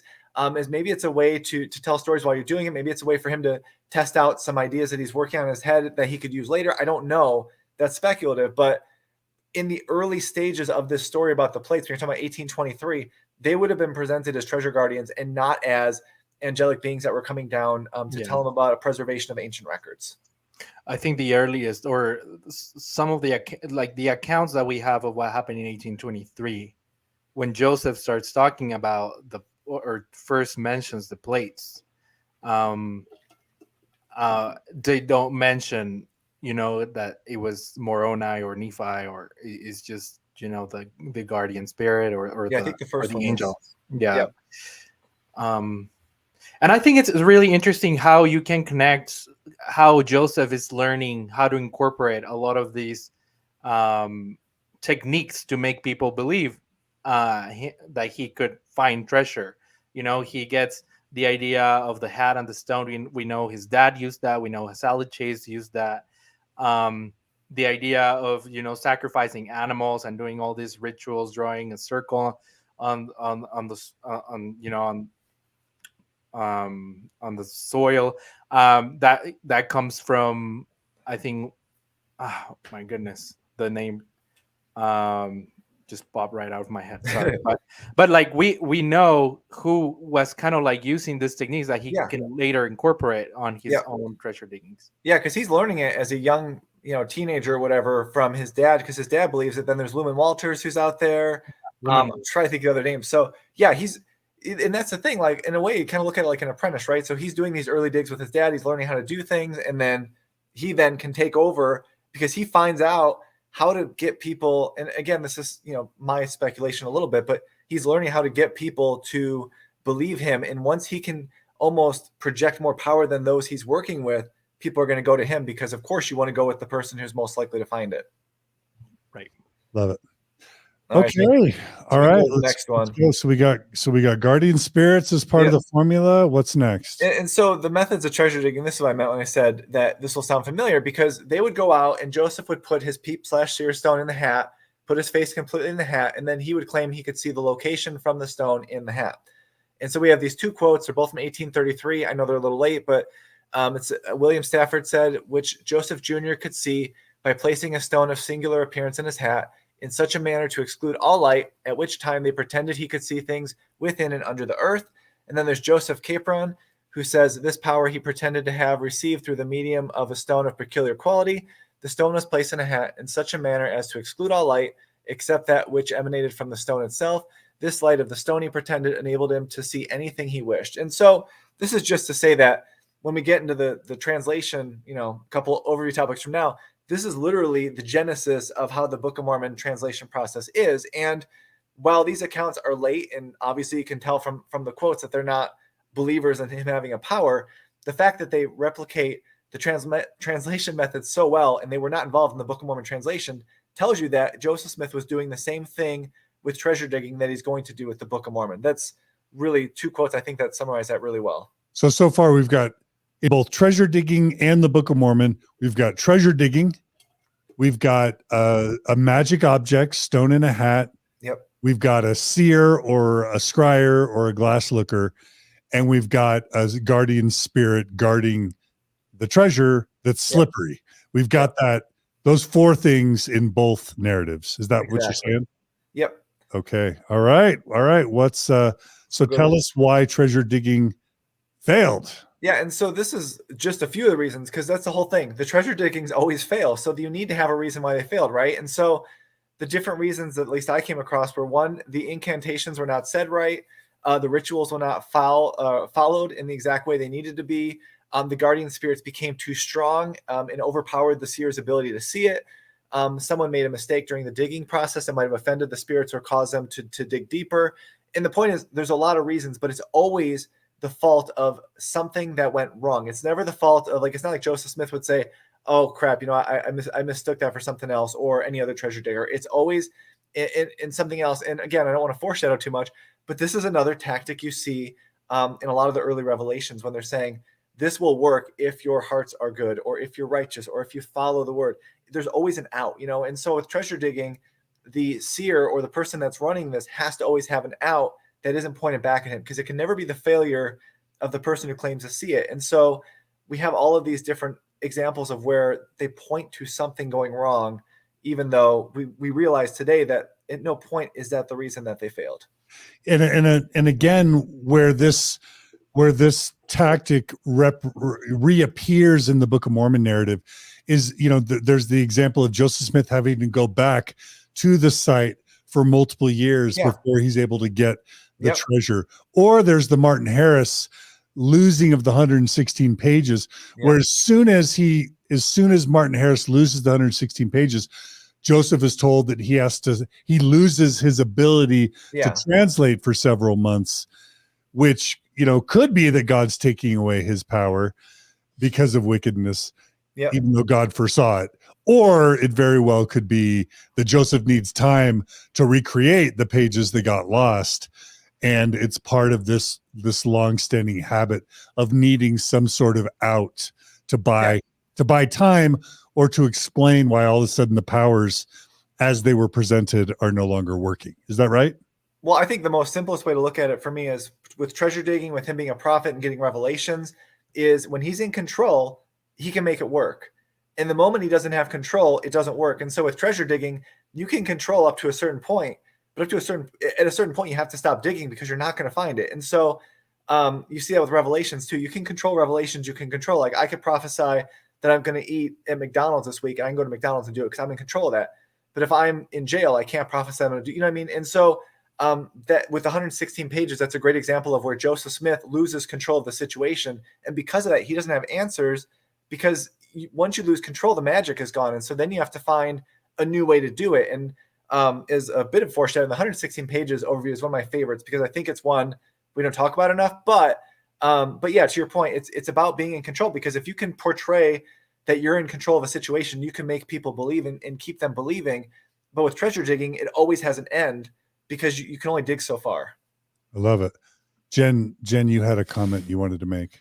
Sorry, I have so much things coming up today in this episode, but I just wanted to pause for a second and just acknowledge all the people that are now sitting with the thought in their mind. Like I think Anna said, this is where the shame started, where if you're faithful enough, then your patriarchal blessing will come true. Yeah. Or if this, then that. It comes from treasure digging. It comes from illegal activity. It comes from this part of the LDS history. It's just kind of, this is actually a big part of my faith crisis. It's actually where I started researching and moving. One day I'll tell my story. John keeps asking me to. One day I will, I promise. But that question, like, it's not happening because you're not faithful enough, is like to just hear that it might have come from this and it's been there the whole time is just really hitting me hard right now. So yeah, thank you, Jen. And we love it that you're bringing in the human aspect. And I'm just going to add, if anyone wants to refer to Luna Lindsay Corbden's series from their book Recovering Agency, one of the 31 techniques of undue influence is called blame reversal. So if you think about, Jen, the churches, including ours, that prophesied that Jesus would come at a certain year, or when Joseph Smith prophesied that they would go down to Missouri and, Zion's camp, and they would beat the Missouri militias or whatever. And then the prophecy doesn't come true. Jesus doesn't come in the year predicted, or, Zion's camp doesn't win against the Missouri militia. The quote prophets always need a way to excuse that the prophecy doesn't come true. And so that technique is called blame reversal, where when Jesus doesn't come at the year specified, the prophet will say, well, it's because you, the members, weren't worthy. And that's the way that they can preserve their power and their reputation. How much, that's just so sad. Like, it's just so sad. They're going to I'm feeling so much right now for all the people that that blame and that shame, that tactic, hurt people. It hurt people, it hurt families. It made people think they weren't good enough. You are good enough. Mm-hmm. I just want people to know you're good enough. You're whole. Yeah. But it is one of the most insidious parts of Christianity, because you're put on this treadmill of righteousness and worthiness. And you're told, if you have enough faith, if you believe enough, if you're obedient enough, then good things will happen. Yeah. But then what happens when the good things don't happen? Well, then the church always needs a way to explain that away. And they'll say, well, you weren't doing it righteous. You weren't righteous enough. And I'm not saying it's intentional on the church's part. I'm not saying it was necessarily even intentional on Joseph's part, but that's the way it has to work. And by the way, so many people ask, Jen, why, during this trial that we're about to talk about, the question that's going to come up is, why were so many people who were at the treasure digs willing to continue testifying that Joseph Smith did have power? Because there are all these people that went on the treasure digs with Joseph Smith. They went on multiple treasure digs with Joseph Smith. and never was any treasure found. So how did Joseph get these followers to believe failed treasure dig after failed treasure dig after failed treasure dig?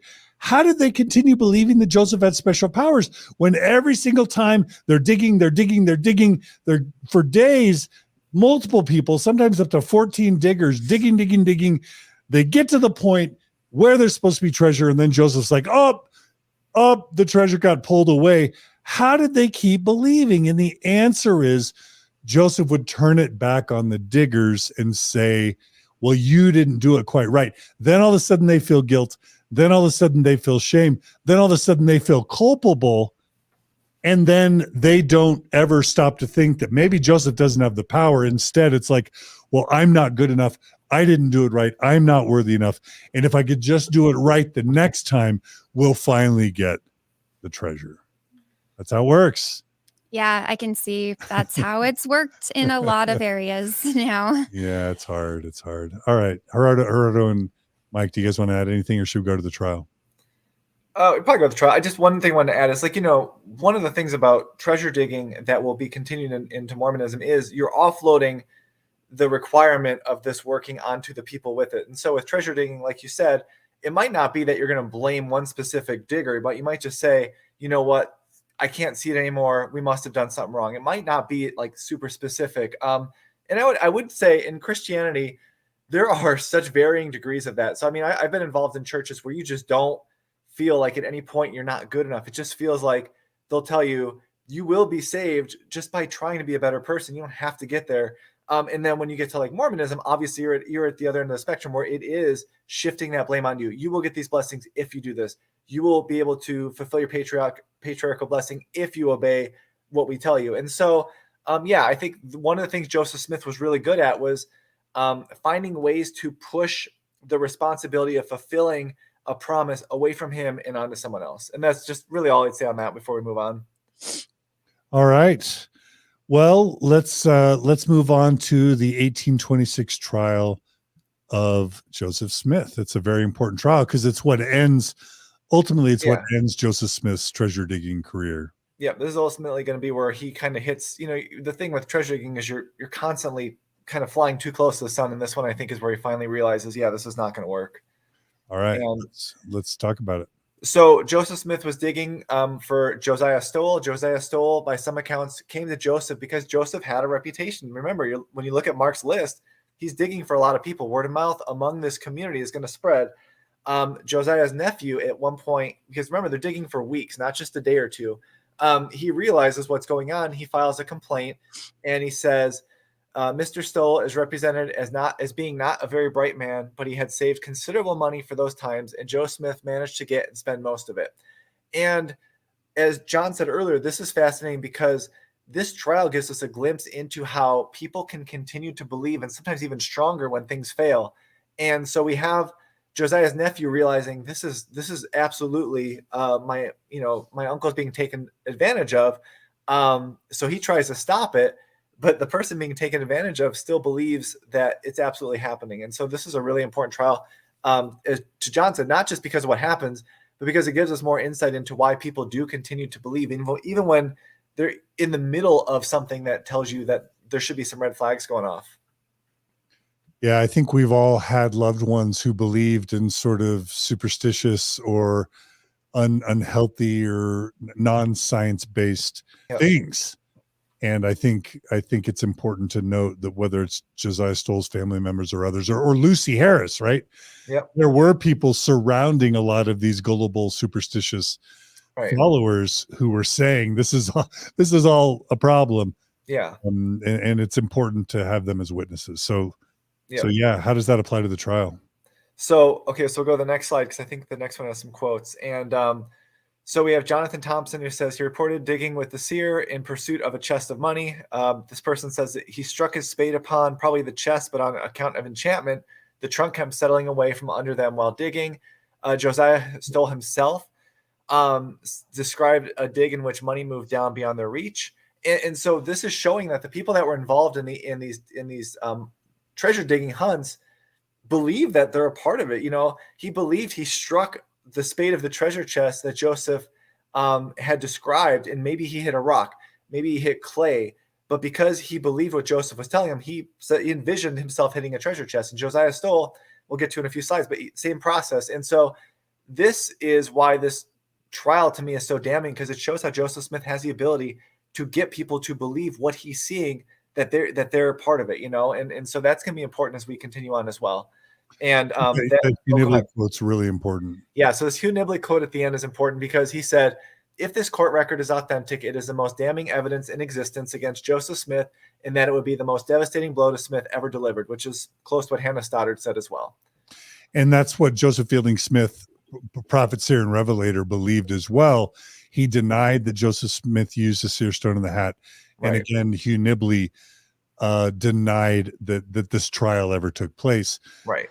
And he was paid by the church to make those apologetic arguments. Now, fast forward 20 or 30 years, because of Mormon scholarship, the church has been forced to acknowledge what they paid people to professionally deny with PhDs just a few decades previous. Right. Yeah. Do you want to just tell if it's fresh on your mind, just a quick story of how were we able to prove that this trial document was authentic? I think we show the slide coming up. Yeah, show the next slide. We can kind of we'll go through that in the next few, I think. Okay. So the next slide is a scan. They found Wes Walters, I believe, found it in the 70s. And this is one of those things, I think, where, it's hard to know exactly what all of it is, but it does match up with some of the earlier records were transcribed into a newspaper, not word for word, but they had accounts of the trial in the newspaper, which were reported. This matches that. And I don't think that there are any, again, I'm saying reputable, which I know is a generic term. I don't think there's too many scholars who are saying that this is false. Yeah. I know there are a few people that think Wes Walters wanted to defame Joseph. I don't think there are many people saying that he forged this, though. Well, this is I think how we went. Sorry. No, go ahead, Gerardo. So yeah. I think how we went is from what I understand, the newspaper was printed in Utah. Yes. And in Utah, we had, the transcript of, it was called a transcript, but it was right. kind of like a summary of the testimonies. So we had the record, but most apologists, including Hugh Nibley, would say well, this is not really authentic. We can't really prove, that it's real.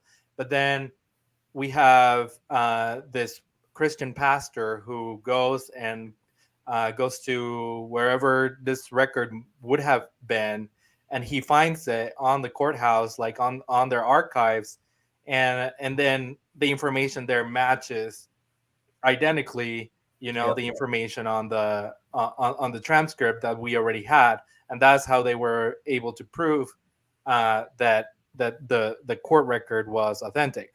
Yes. And to the point where Joseph Smith Papers Project, sponsored by the church, includes the trial record on the project. Yeah. So if you go to the next slide, that'll be really quick. I think what's really important about this is prior to the 1970s, you have again, we've already made this point. The Mormon Church is denying that Joseph Smith was a treasure digger while they had Joseph Smith's seer stone in their vault. Right.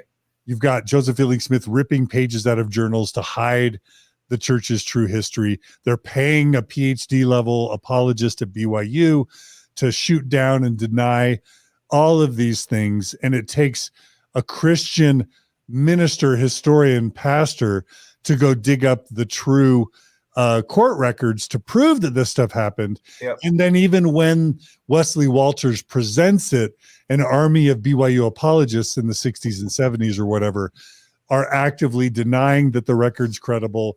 They're shooting down that this is a credible document. And it takes decades, I think, for the church to finally, at least a decade, if not more, for the church to acknowledge that this was indeed a credible trial, credible document. And then it even takes more decades for the church to publish, an essay, a gospel topics essay that finally admits to the broad church membership with all the stuff that they denied and hid and lied about ended up being true. Yeah. I think that's fair. All right. Yeah, so this is a picture of the record that was found, and then the next slide this is like we had talked about. This is contested by apologists and critics, but there's a docket entry in 1826 that outlines the case against Joseph Smith, and it ends with the statement of, and therefore the court finds the defendant guilty. And this is also in the Joseph Smith paper project. So this is not just me pulling a source that's contested by the church. This is in their own Joseph Smith paper project. Constable Philip Dzang had a bill that included 10 miles travel. And as Dan Vogel points out, after Joseph Smith goes through this trial, he lives and works on the Joseph Knight Sr. property. And so that's about 10 miles from where this courthouse would have been. So it's possible that this bill was his way of charging the court to take Joseph Smith the 10 miles, basically as a way, as he speculates, which makes sense, that they kind of just said, get out of here and don't come back for 6 months or a year or whatever it is, because they're not, obviously, today we look at this as a big deal because it's, Joseph Smith. But again, back then, he's just a dude being charged with disorderly conduct for what probably we would think of today as like, small time fraudulent activities. This isn't like, I can't remember the guy's name who did the giant Ponzi scheme in New York, which is eluding me right now. But yeah, it's just, this would make sense. Bernie Madoff. Yeah, Bernie Madoff. So this isn't Bernie Madoff. This is a guy that today we look of as a big figure because of being involved in the church. But yeah, so they probably would say, we don't want to do a full trial. We think you're guilty enough to go to the trial, or we think you're guilty, but just get out of here and we're just going to let it go. And those things all add up to pointing to that, which is to say that there is really good reason to think he was either found guilty or they found him guilty enough to where they would have proceeded had he not left. Yep. So for me, the summary is treasure digging was illegal. Yep. Joseph Smith did it. He not only did it, but he was brought in front of a court of law. Yep. And he was found guilty, and he was sort of let go after being found guilty. So he didn't actually serve long jail time or anything. But all those facts are completely indisputable. And we actually had a commenter earlier up say that we're basically lying and misrepresenting the truth and, with devious motives. This is it right here. I'll just read it. And I don't mean to shame this person, but Sione Talaluli says, you guys trying to get attention and money from trying to accuse someone without evidence. Gold digger is the proper name for your podcast. Sion, we wish you well. We're not going to shame you. We're not going to belittle you, but we understand, Sion, why you are saying that we're accusing people without evidence. Sion, you are a victim of the LDS Church with good intentions, misleading its membership and or hiding the truth from its membership for basically 2 centuries until just the past few years. And even now with the Gospel Topics essays, the Mormon Church has admitted it does not want the general membership to read the Gospel Topics essays. And we know for a fact in 2021, what year are we in? 2022, that most Mormon bishops do not even know the Gospel Topics essays exist, let alone have they read them. Because even now the Mormon Church wants the essays to be out there, but they don't want anybody reading them, or they're going to potentially lose their faith. So Sion, we're not going to get mad at you or shame you for calling us, deceivers. You're a victim of the church misleading people.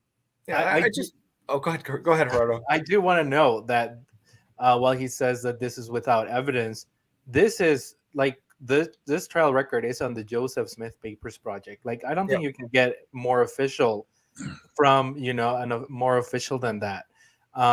It's not on Fair Mormon. It's not, like in any third party apologist website. I mean, the Brethren promote, they talk, we have, this video where Russell Ballard is saying, like, I have all Joseph Smith Papers Project on my home. I've read some of them, and he says, like, we're open and this is sponsored by the church. So yeah, it's hard to say that this is not credible evidence. Yeah, I would just add, for myself, I don't take any money from the website. So I know that comment's directed at the podcast, but so if you want to throw it at me, I don't take any money. So I don't make anything from this. And the second part is, and I tell this people when they email me, it's just like, if you disagree, show me. If you want to get into the actual evidence for it, then show me where I'm wrong. And I'm happy to, I've changed a few things where people have said, you need to look at this. And I do. And I say, you know what? Yeah, that's right. And on the flip side, if you can't show your work, you can't make those accusations. Like, you have to dive in if you want to engage in this. You can't sit on the side and yell in that you don't believe it. And that's kind of what I was talking about early on. It's like, it's hard to do that, but until you can't really have that conversation. I love it. Okay, Mike. Well, you've got about 30 minutes left before you've got to go. So let's go ahead and go to the next slide. Yep. So the next slide is just kind of the aftermath, and we've kind of hinted at that already. But basically, at this point, Joseph's flying too close to the sun, and we have in the Joseph Smith paper this quote where they basically say that Joseph Smith Sr. is reported as saying at the 1826 trial that both he and his son were mortified that his wonderful power, which God had so miraculously given him, should be used only in search of filthy lucre. He said his constant prayer to Heavenly Father was to manifest his will concerning this marvelous power. He trusted that the Son of Righteousness would someday illuminate the heart of the boy and enable him to see his will concerning him. So effectively saying, my son needs to stop this treasure digging and use this power for something else. And we obviously know that's going to happen. And what this kind of shows maybe is that Joseph Smith was fooling his own dad. Yeah, I think that's fair. Because this shows the dad believing that this was foolishness, and that Joseph had admitted to him that it was foolishness. In other words, not spiritually credible. Yeah. So it means that Joseph Smith's dad believed that Joseph had special powers, but that he was misusing the special powers. Yeah. Well, we know that actually when Joseph first mentions the plates, when he comes up with, the story of the plates, it's during an argument that Lucy, his mom, and his dad are having regarding religious issues. I think Dan Bogle says it was a pretty strong argument that they were pretty heated argument that they were having. And Joseph comes up with this idea of plates in the hill that written by a Native American prophet, so he could help, solve this family or his parents' argument regarding religious issues. And I think how it goes, I mean, you can correct me if I'm wrong, Mike, but he, at some point, I think it's at this point where he kind of like channels what the plates say and kind of like does this thing where he can read what the plates are saying to kind of end the argument with his parents. Is that correct? I think so. I mean, it's a little speculative just because of the accounts I think Lucy Mack says are long after, but basically he's telling these stories at night to the family for hours on end. And I think in a way that is helping to bridge that divide. But, that's a little hard to say just because I think that's happening before she joins the Methodist Church. I'll have to check that for next time, though. All right. Well, let's go ahead and go on to the next slide where we talk about the 1836 Salem treasure revelation. I think that's a really important slide, topic to discuss, because just to give a little bit of the background, right? Like, okay, yes, Joseph Smith is alleged to have stopped treasure digging in the late 1820s, but it wasn't the last time that he did it, right? Yeah, and this is different because we don't have any record of him digging, but basically at this point the church is heavily in debt. They need to find a way to pay it. And the Joseph Smith paper basically says that, this is going to become DNC 111, which we'll get to on the next one. But Joseph Smith is apparently told that there's much treasure in Salem. And apparently they think that someone had been over there and then told Joseph they had heard rumors that there's this buried treasure somewhere, hidden treasure. And in 1843, 16-year-old dissident James C. Brewster briefly mentions treasure hunting in relation to the trip, and Ebenezer Robinson in 1889, which again is long after, links this to a search for treasure. And so this is the Joseph Smith paper. So of course it's gonna be a little softer, but I just want to lay that out there because when we get to the next slide, it's going to be pretty clear from the revelation itself that this is about finding treasure. Why are you mentioning the Salem treasure expedition now, Mike? What is your point by bringing this up right now in the presentation? Just following the timeline that there was at least one more attempt to find hidden money after he had already ended it. So, the church will kind of say, well, he never engaged in it after he got the gold plates. But even here, unless you want to downplay the fact that he's out there looking for money, it shows that he was still engaging in this idea that you could find it. But again, this also could give point to the fact that Joseph did have a magical worldview himself. So maybe he believed when the other people said there was hidden treasure, that they could go out there and find it, which again, it shows how kind of nuanced all of this can be and squishy when you're trying to figure out, who is intending to do what.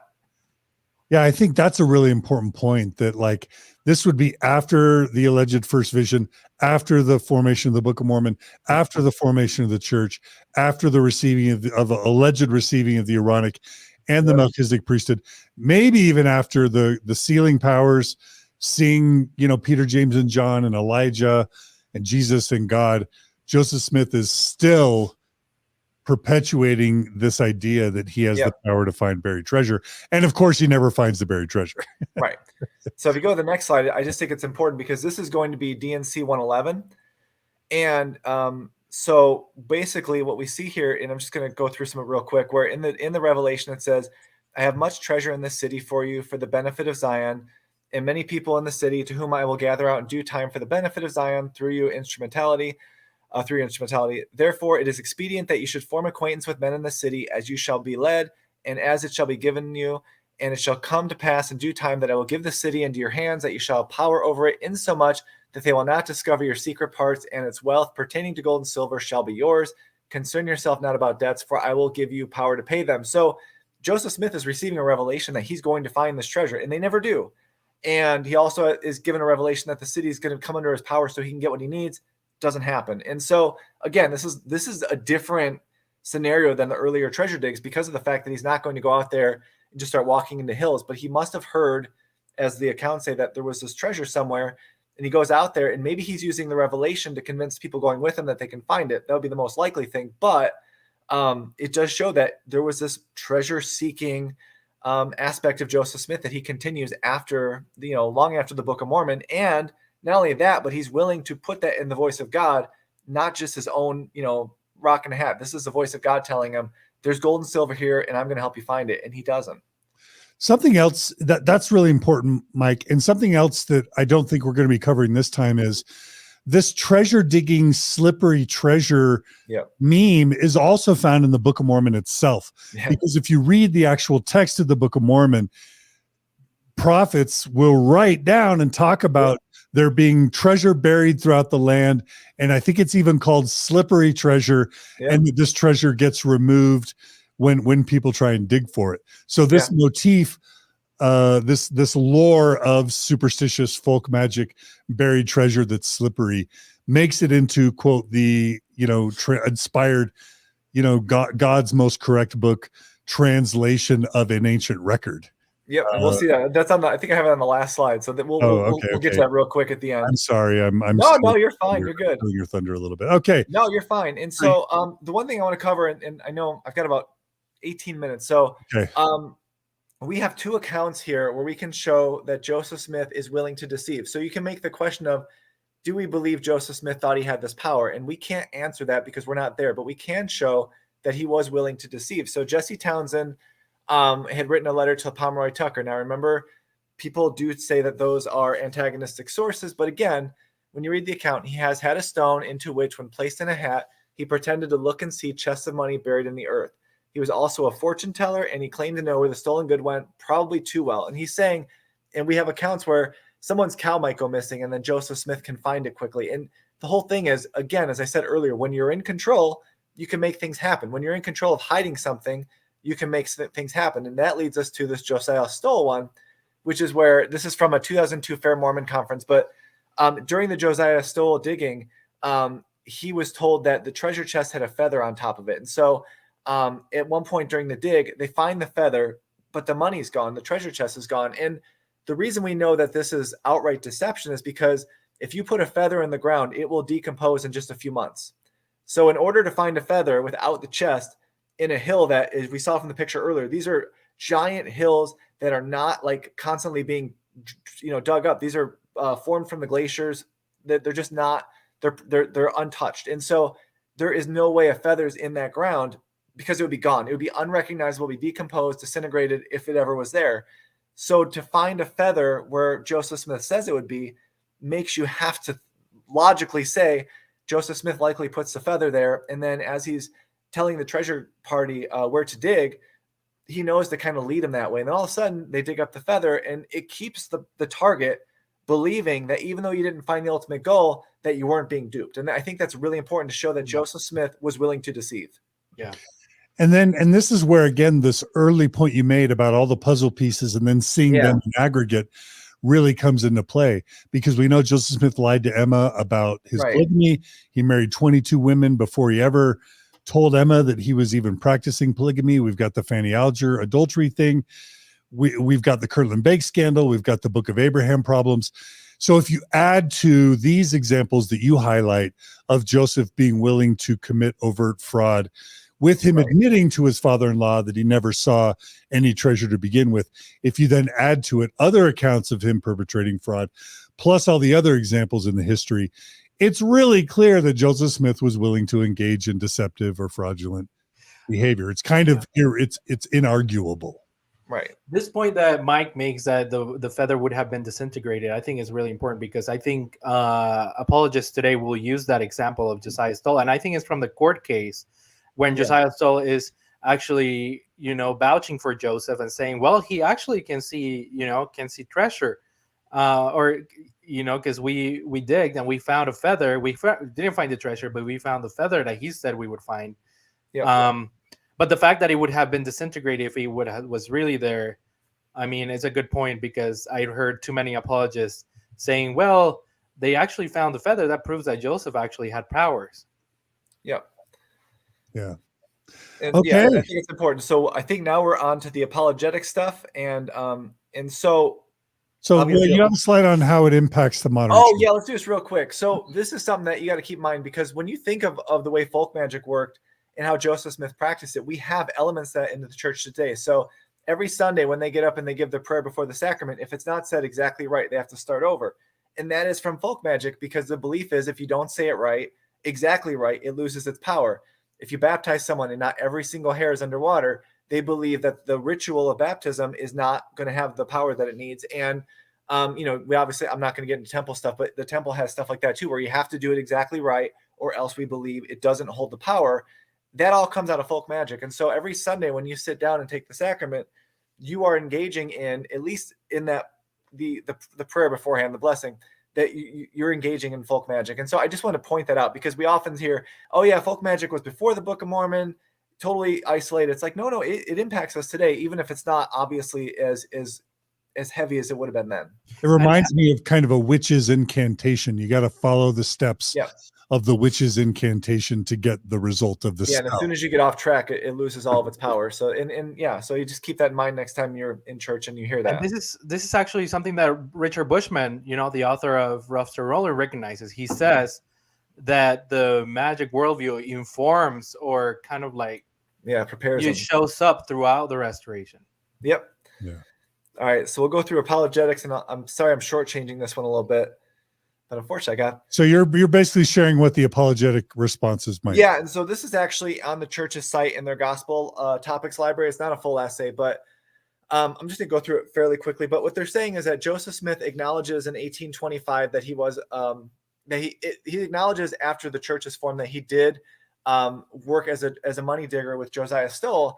And what I just want to point out is that these things only are mentioned by Joseph Smith because of the fact that they're following him. These stories are following and dogging Joseph Smith. He has to address them. So this gospel topic thing is to say, look, Joseph admitted he did it. And what they'll do is they'll say Josiah Stoll hired him.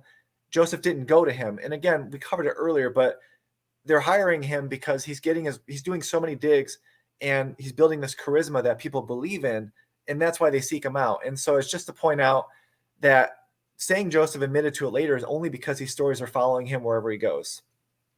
Yeah. Sometimes apologists want to say that he was the digger. Like I remember Rod Meldrum tried to argue that he was the digger. He wasn't the scryer or the seer. That's another common tactic. Yeah. But again, saying that he admitted it later doesn't necessarily erase the fact that he did it. Is that what you're saying? Exactly. Yeah, exactly. And so, okay. Like I said, I feel bad. On his testimony on the trial, he admits that he was seeing, right? Because he says that his eyes hurt. Yeah. I said it anymore, and he was trying to convince Josiah Stoll to stop. Yep. Yeah. That's coming up too, because that's another apologetic. Okay. And so what they talk about is how seeing and seers were part of the culture, and we talked about that earlier. It was part of the culture, but it's part of the culture, just as over the last, like when I grew up, my formative years or whatever were in the 90s, and Miss Cleo was on TV all the time, and she got sued for fraud. Crystal ball tellers, tarot card readers, all of these things are part of our worldview. And yet no one's going to go up on a Sunday and say, you guys shall get tarot card readings, because we know it's not real. And so again, to say it's part of the culture does not give it any weight as to being a valid, true method of finding anything. And the church kind of very carefully skirts that in this gospel entry. But again, when they say it was part of the culture, they're not admitting that it was illegal, yes, disreputable, and widely known to be both superstitious folk magic and fraudulent.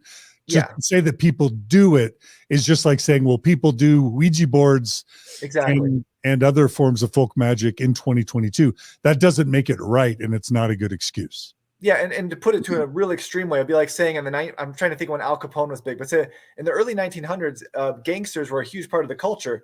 It doesn't make Al Capone a good person. And I fully acknowledge it's a huge exaggeration. I'm just trying to say, making that point only works if it's an acceptable method, and it's just not. And we've shown earlier that people at the time knew it was wrong, so it doesn't really fix the problem. It just, they want members to think, oh, it was normal back then, so don't worry about it, and that's just not how it is. Yeah, that's important. Okay, next slide.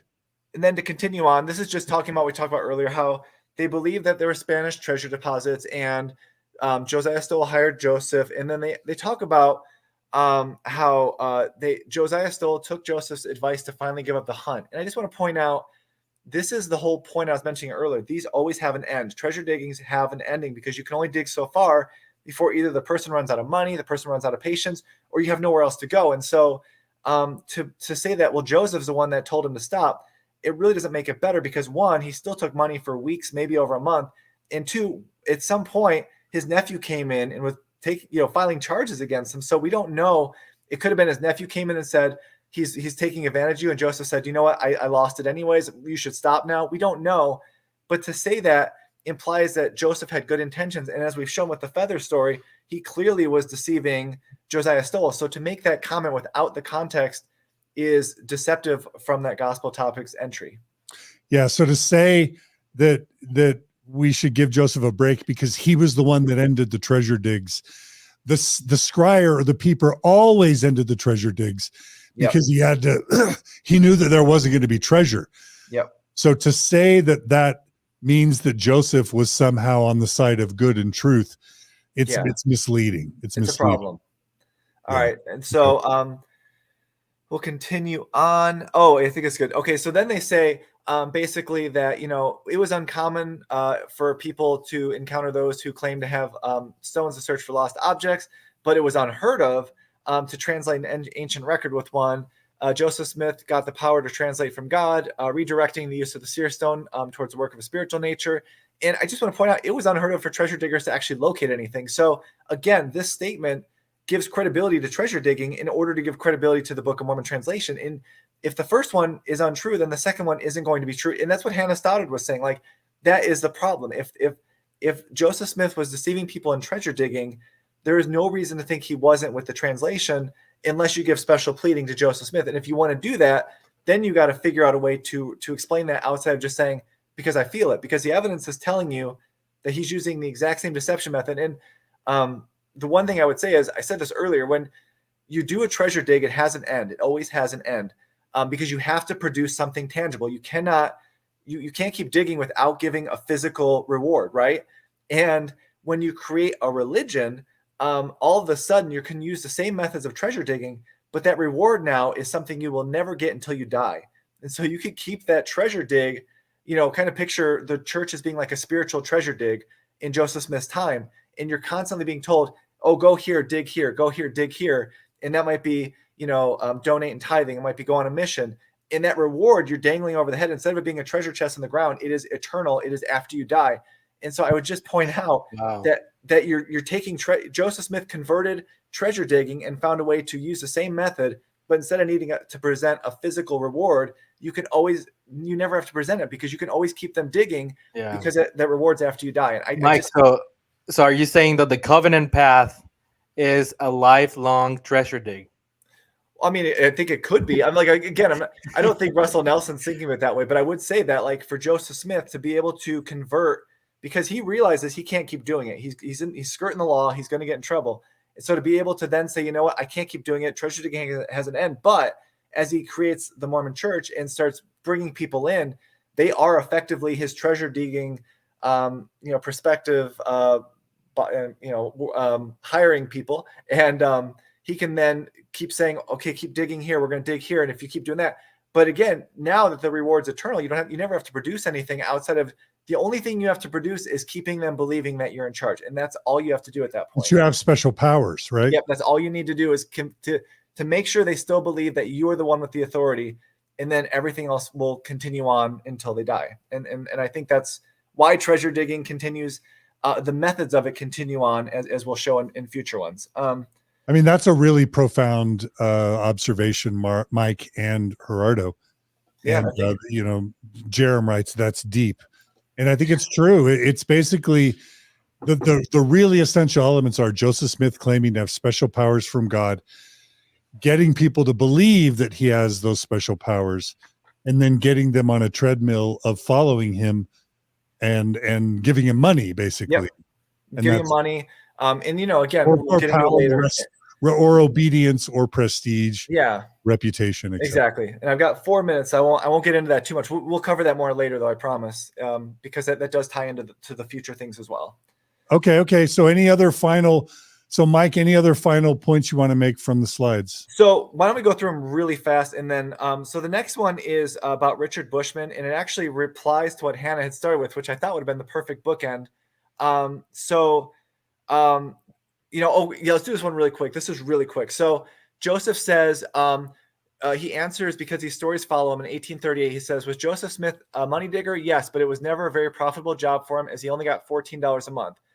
So if you go to the next slide, this is the wages for farm laborers in Vermont in 1827. If you'll see it, they make $9 a month. So basically Joseph Smith is getting $14 a month to be able to put his rock in a hat, and they are going to make it sound like it's not much money, but he's making over 50% more than the people in his area that are doing hard labor. And so that, again, is an apologetic that they'll use to say, well, he didn't make much of it, so you shouldn't worry about it. But he's making over 50% more than people who are doing honest work on a farm. And so I think you have to, again, put that into context when people make that apologetic. He was making way more money than he would have doing typical farm labor at the time. Yeah, and it wasn't as hard. It wasn't as difficult. Wouldn't you much rather tell people where to dig than to be doing the digging and the hoeing and the planting and the weeding yourself? Because he never did that the digging. slide is amazing, because I've heard that argument so many times from apologists saying, he only made $14 a month. And if we put it in today's context, that's nothing. But seeing the wages. Yep. And so real quick, and maybe what we'll do is we'll cover this a little more at the start of the gold plates one if people want to hear more. But so the Hannah Stoddard video at the beginning kind of attacks Richard Bushman's idea that money digging was a way to prepare Joseph Smith to be able to dictate the Book of Mormon, because God needed someone who believed in the magical worldview, or else he wouldn't have been able to get someone to believe that when an angel came down, it was a real angel.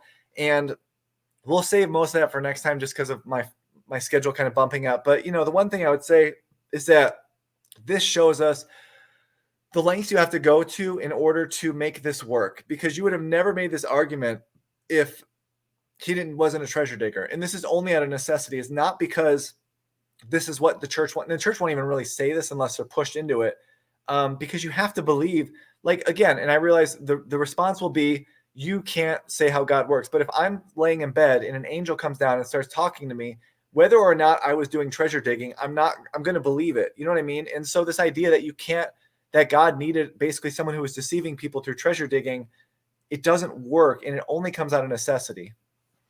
And Mike, what we're going to do, I'm going to go ahead and read your slides after you take off. Okay.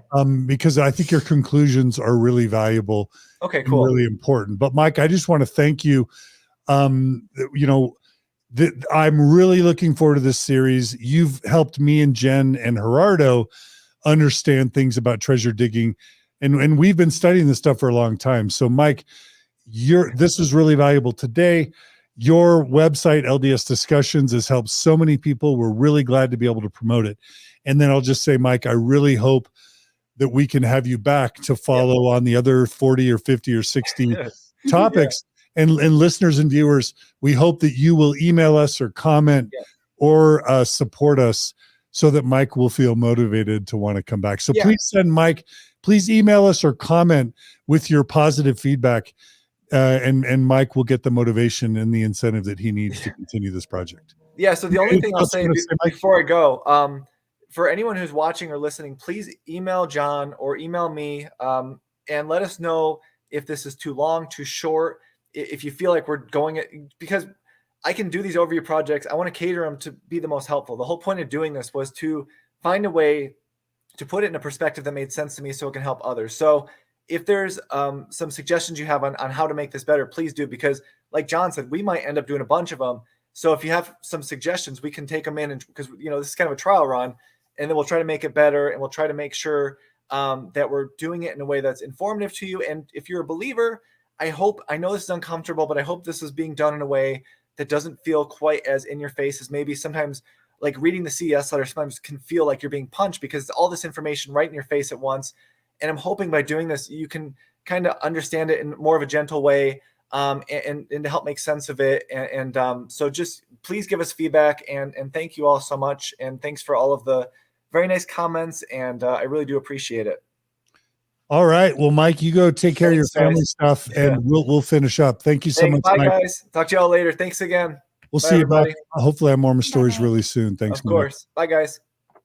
Really quickly, I think it makes sense to go ahead and finish off the slides. So I'm going to go ahead and read them because Mike's already done the work. So he talked about Richard Bushman's defense that Joseph's money digging prepared him for, as a way for him to explore his prophetic powers. I remember reading that argument first in Joseph Smith and the Beginnings of Early Mormonism, which was Richard Bushman's predecessor to Rough Stone Rolling. And I really like what Mike gives as the response. He says Richard Bushman's defense comes out of necessity, not because of the evidence. This argument would make sense if Joseph was able to locate any buried treasure to show a growing divine power. But he never located treasure and ran into legal trouble. So again, if Joseph was truly experimenting with the peepstone and the hat to practice his godly powers, then he would have at some point found something, but he didn't. And that's the point Mike is making. Mike goes on to write, to make this argument work, you have to believe that there is really actual literal buried treasure that is protected by guardian spirits that becomes slippery and sinks into the ground. If you don't believe in this, and there's absolutely no reason to believe that anyone would, then you have to believe in a trickster God that makes Joseph Smith think he could see these treasures to prepare him, which also makes absolutely no sense and would be indistinguishable from outright fraud. So again, if Joseph's talking to God, if Joseph is communicating with the divine through the seer stone, all God would have needed to do is say, hey, Joseph, through the peepstone, there's no treasure here. Stop looking and don't waste your time. Don't soil your reputation being involved in these illegal, fraudulent treasure digs where no treasure is found. God could have just simply communicated that to Joseph through the seer stone, which he didn't. And that's a really important point for Mike. So Mike gives us some conclusions that we think are worth reading. Mike writes, we have a lot of overview topics on the Book of Mormon to come, but understanding Joseph Smith's role in money and treasure digging is important because it finds its way into every aspect of the Book of Mormon, whether it's obtaining the plates, translating the text, or the actual text itself. And this is the quote that I referenced previously that Mike concludes with. This is from Helaman, chapter 13, in the actual Book of Mormon itself. Treasure digging, it makes it into the text of the Book of Mormon. Quote, and behold, the time cometh that he curseth your riches, and they become slippery, that ye cannot hold them. And in the days of your poverty, you cannot retain them. Yea, we have hid up our treasures and they have slipped away from us because of the curse of the land. Yea, in that day ye shall say, oh, that we had remembered the Lord our God in the day that he gives us our riches, and then they would not have become slippery, that we should lose them. For behold, our riches are gone from us. Now, Jen, I don't know if this is true for you, but for me, the fact that slippery treasure makes it into the text of the Book of Mormon, to me, that kind of taints or pollutes the Book of Mormon. Yeah, there's a lot of things that the treasure digging taints. Yeah. The whole Book of Mormon, the whole Yeah. story, everything really. But Helaman, yeah, the wording, everything. And you don't understand it till you understand it. Yeah. And so what Mike's overall work does is it puts everything, it's like he said at the very beginning of today's episode, Yeah. it puts all the puzzle pieces together in their proper place. And by seeing all the puzzle pieces, it all of a sudden starts to make perfect sense. I used to say, for the church to be true, you have to have a million complicated, distorted, back-bending, almost back-breaking explanations for a million things that don't make sense. But if all of a sudden you look at all of this as, well, maybe it wasn't true, and then you look at the secular explanations, you have a million reasonable, sensible explanations that make everything make sense. It all makes sense if it's not true. You know what I mean? Yeah, I do. Yeah, I it does. do. Yeah, it's hard. Yeah. The final slide that we'll add that Mike writes is, in order to believe the Book of Mormon is an ancient historical record, you have to believe that there is buried treasure that can slip into the ground. Furthermore, then you have to believe that people in the ancient Americas were experiencing the same treasure digging as Joseph Smith in the 1820s, with the same problem of treasure slipping away because the practice is written into the Book of Mormon. As Mike mentioned earlier, this is the first piece of the puzzle, and everything to come will lead back to this puzzle piece. Without treasure digging, there is no story of gold plates. And without the gold plates story, there is no Book of Mormon. And again, it's all there. Treasure digging, you've got the seer who's got special powers with the seer stone. You've got treasure buried in the ground. You've got a guardian or an angel guarding the treasure. You've got slippery treasure that gets taken away. And you have gullible followers that believe that the seer has special powers. And you've got these special objects with powers. And you've got the followers believing that the seer has special powers, following him to the end. And whenever the prophecies don't come true, Jen, what do we have, in the plan of salvation? I don't know. Well, you've got the followers, you've got the blame reversal. Yeah, exactly. You've got the followers believing that if the prophecy doesn't come true, what? That it's their fault. It's their fault. And I think that, like, bringing it like full circle back to like us here now in this day, like I have written down here, like I took a couple notes, but it was Exmo Candle Company. Mm-hmm. Earlier she I don't know if it's who it was, sorry, who wrote that, but they were saying that their infertility, every time they left the infertility clinic and they weren't pregnant because of whatever was taught to them, it was their fault. It was their fault that they weren't faithful enough to get pregnant. They weren't, faithful enough for the blessings of being a parent.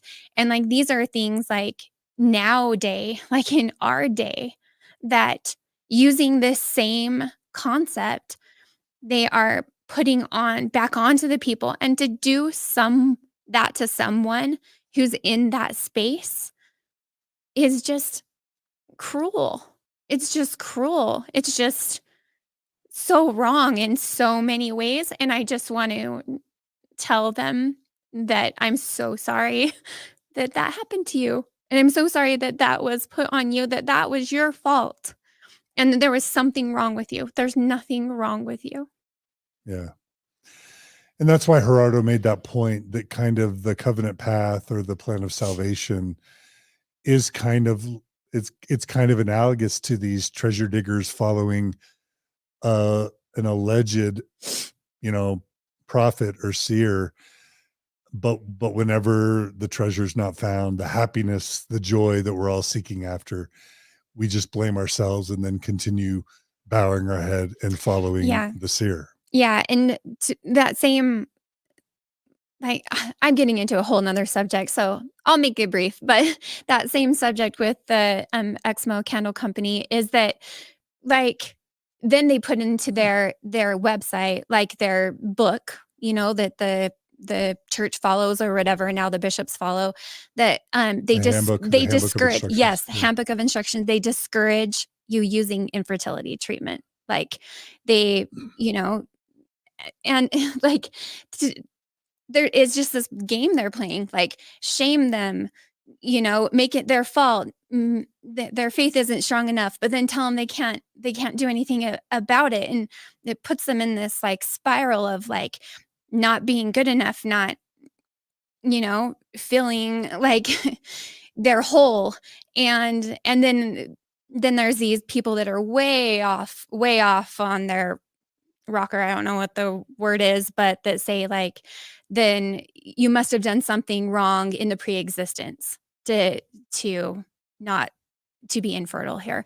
Like, I've heard so many such damning wrong things said to people by people who are true believing or who feel like they have this patriarchal power, or even women saying to other women, to be honest. And it's just sad. It's just sad where this all came from. It's sad that we continue this narrative right now. And to all those that this happened to, you are enough. You're whole the way you are. You are loved. And go within for guidance. That would be what I would say to you. And we love you. I love it. And thank you, Jen. And I just want to say how happy, Jen, I am that you have joined us here on Mormon Stories and the Open Stories Foundation. And my gratitude is echoed by, Maven. Maven writes, Jen brings so much heart to the show. David writes, Jen's beautifully human reaction to this reminds us, I'll edit David a little bit. David writes how evil the brethren are. I would just say how misleading the church has been and how harmful these deceptions have been over time. And so, that's why we do this. We don't do this to teach people not to believe. We don't do this to take people out of the church. We do this because knowing the truth allows people to make informed decisions, and not knowing the truth can cause so much harm. And that's why we're doing the show. And that's why we're having Mike and LDS Discussions on. A real quick shout out to Janice Taylor, who made a super chat donation. Those of you who are following us on YouTube, we welcome you to make donations on YouTube. Those donations help pay for Gerardo and Jen and me and this equipment and the Open Stories Foundation. So thanks to everyone who makes those donations. You can also donate through Facebook through the stars feature. That's another way to donate. And then, of course, you can always go to mormonstories.org, click on the donate button at the top of the page, and become a monthly donor. So I'll just end by saying this. If you like Mike and LDS Discussions, if you want to see this series continue, if you want to see Mormon Stories, us cover more truth claims in a series, we would love your email at mormonstories@gmail.com. We would love your comments at mormonstories.org or here on YouTube or on Facebook or elsewhere. And we would love your financial support. And we will bring Mike back for 30 to 40 to 50 more episodes. How about you, Jen? Can your heart stand another 30 or 40 or 50 episodes from Mike? Yes, it definitely can. I don't know. I can't say I won't cry in them, but or something won't hit me that I don't know. But this is so good, and I love all the truth, all the facts that we can find that he places in one small episode, one shorter episode that people will hopefully be able to listen to and to really get facts and look at things for themselves, because we really want you to look at things for yourself. I love it. I'll end by saying, please go to the show notes where you can find a link to LDS Discussions. You can find a link to Mike's treasure digging essay on LDS Discussions. You can also go to mormonstories.org. There's truth claims essays about treasure digging you can find there, authored by Mike Brown. And we have that amazing list by Mark and Aaron Elwood of 41 treasure digs that Joseph Smith was involved in, and we'll include a link to this spreadsheet as well that shows the 41 treasure digs that Mark and Aaron Elwood have identified.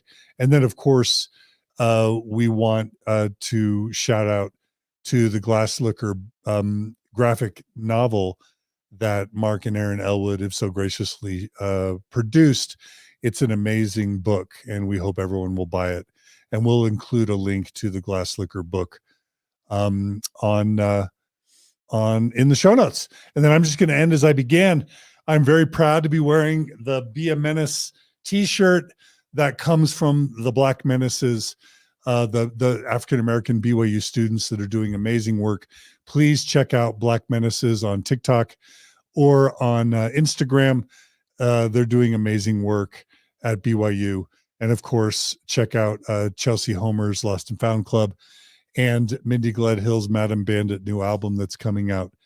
And yeah, thanks just for joining us today. And Jen, thanks again for joining us and being the audio and video producer for this episode. We couldn't do it without you. You're welcome. Thanks, everybody. And we'll thank Gerardo, who had to leave. Thanks, Gerardo, for making this happen as well. And again, thanks to Mike at LDS Discussions. Love you guys. Thanks for the support. Please, thanks to everyone who provided comments. Your support through Facebook and YouTube by subscribing to our channel, by putting the bell on so you're alerted to new episodes, by commenting, by sharing this episode, by giving us positive reviews. We're getting negative reviews on Apple Podcasts or on Spotify from people that have never even bothered to listen to the episode. They're literally just haters that want to bring down our review average. So if any of you want to help us, please go to Apple Podcasts right now. Please go to Spotify or the Mormon Stories Podcast Facebook page and just give us a 5-star positive review. That helps drown out the negative reviews. Haters have brought down our Apple Podcast rating from 4.9 to 4.8 just by 1-star reviews given by people that just hate us because we tell the truth. So we would love to bring back our rating to 4.9 if any of you will go to Apple Podcasts or Spotify right now and give us a 5-star positive review. All right, everybody, come back Thursday. Our next episode is going to be Sandra Tanner, where we conclude our 3-part series on Doctrine and Covenants, section 132. That's been an amazing series. We're going to finish that out, covering polygamy and plural marriage, DNC 132. Look for the live stream on Thursday for that. And we've got many, many great, fantastic episodes in the days, weeks, and months ahead here on Mormon Stories Podcast. So please stay tuned. Please continue to support us. We love you guys. And we'll see you guys all again soon on another episode of Mormon Stories Podcast. Take care, everybody.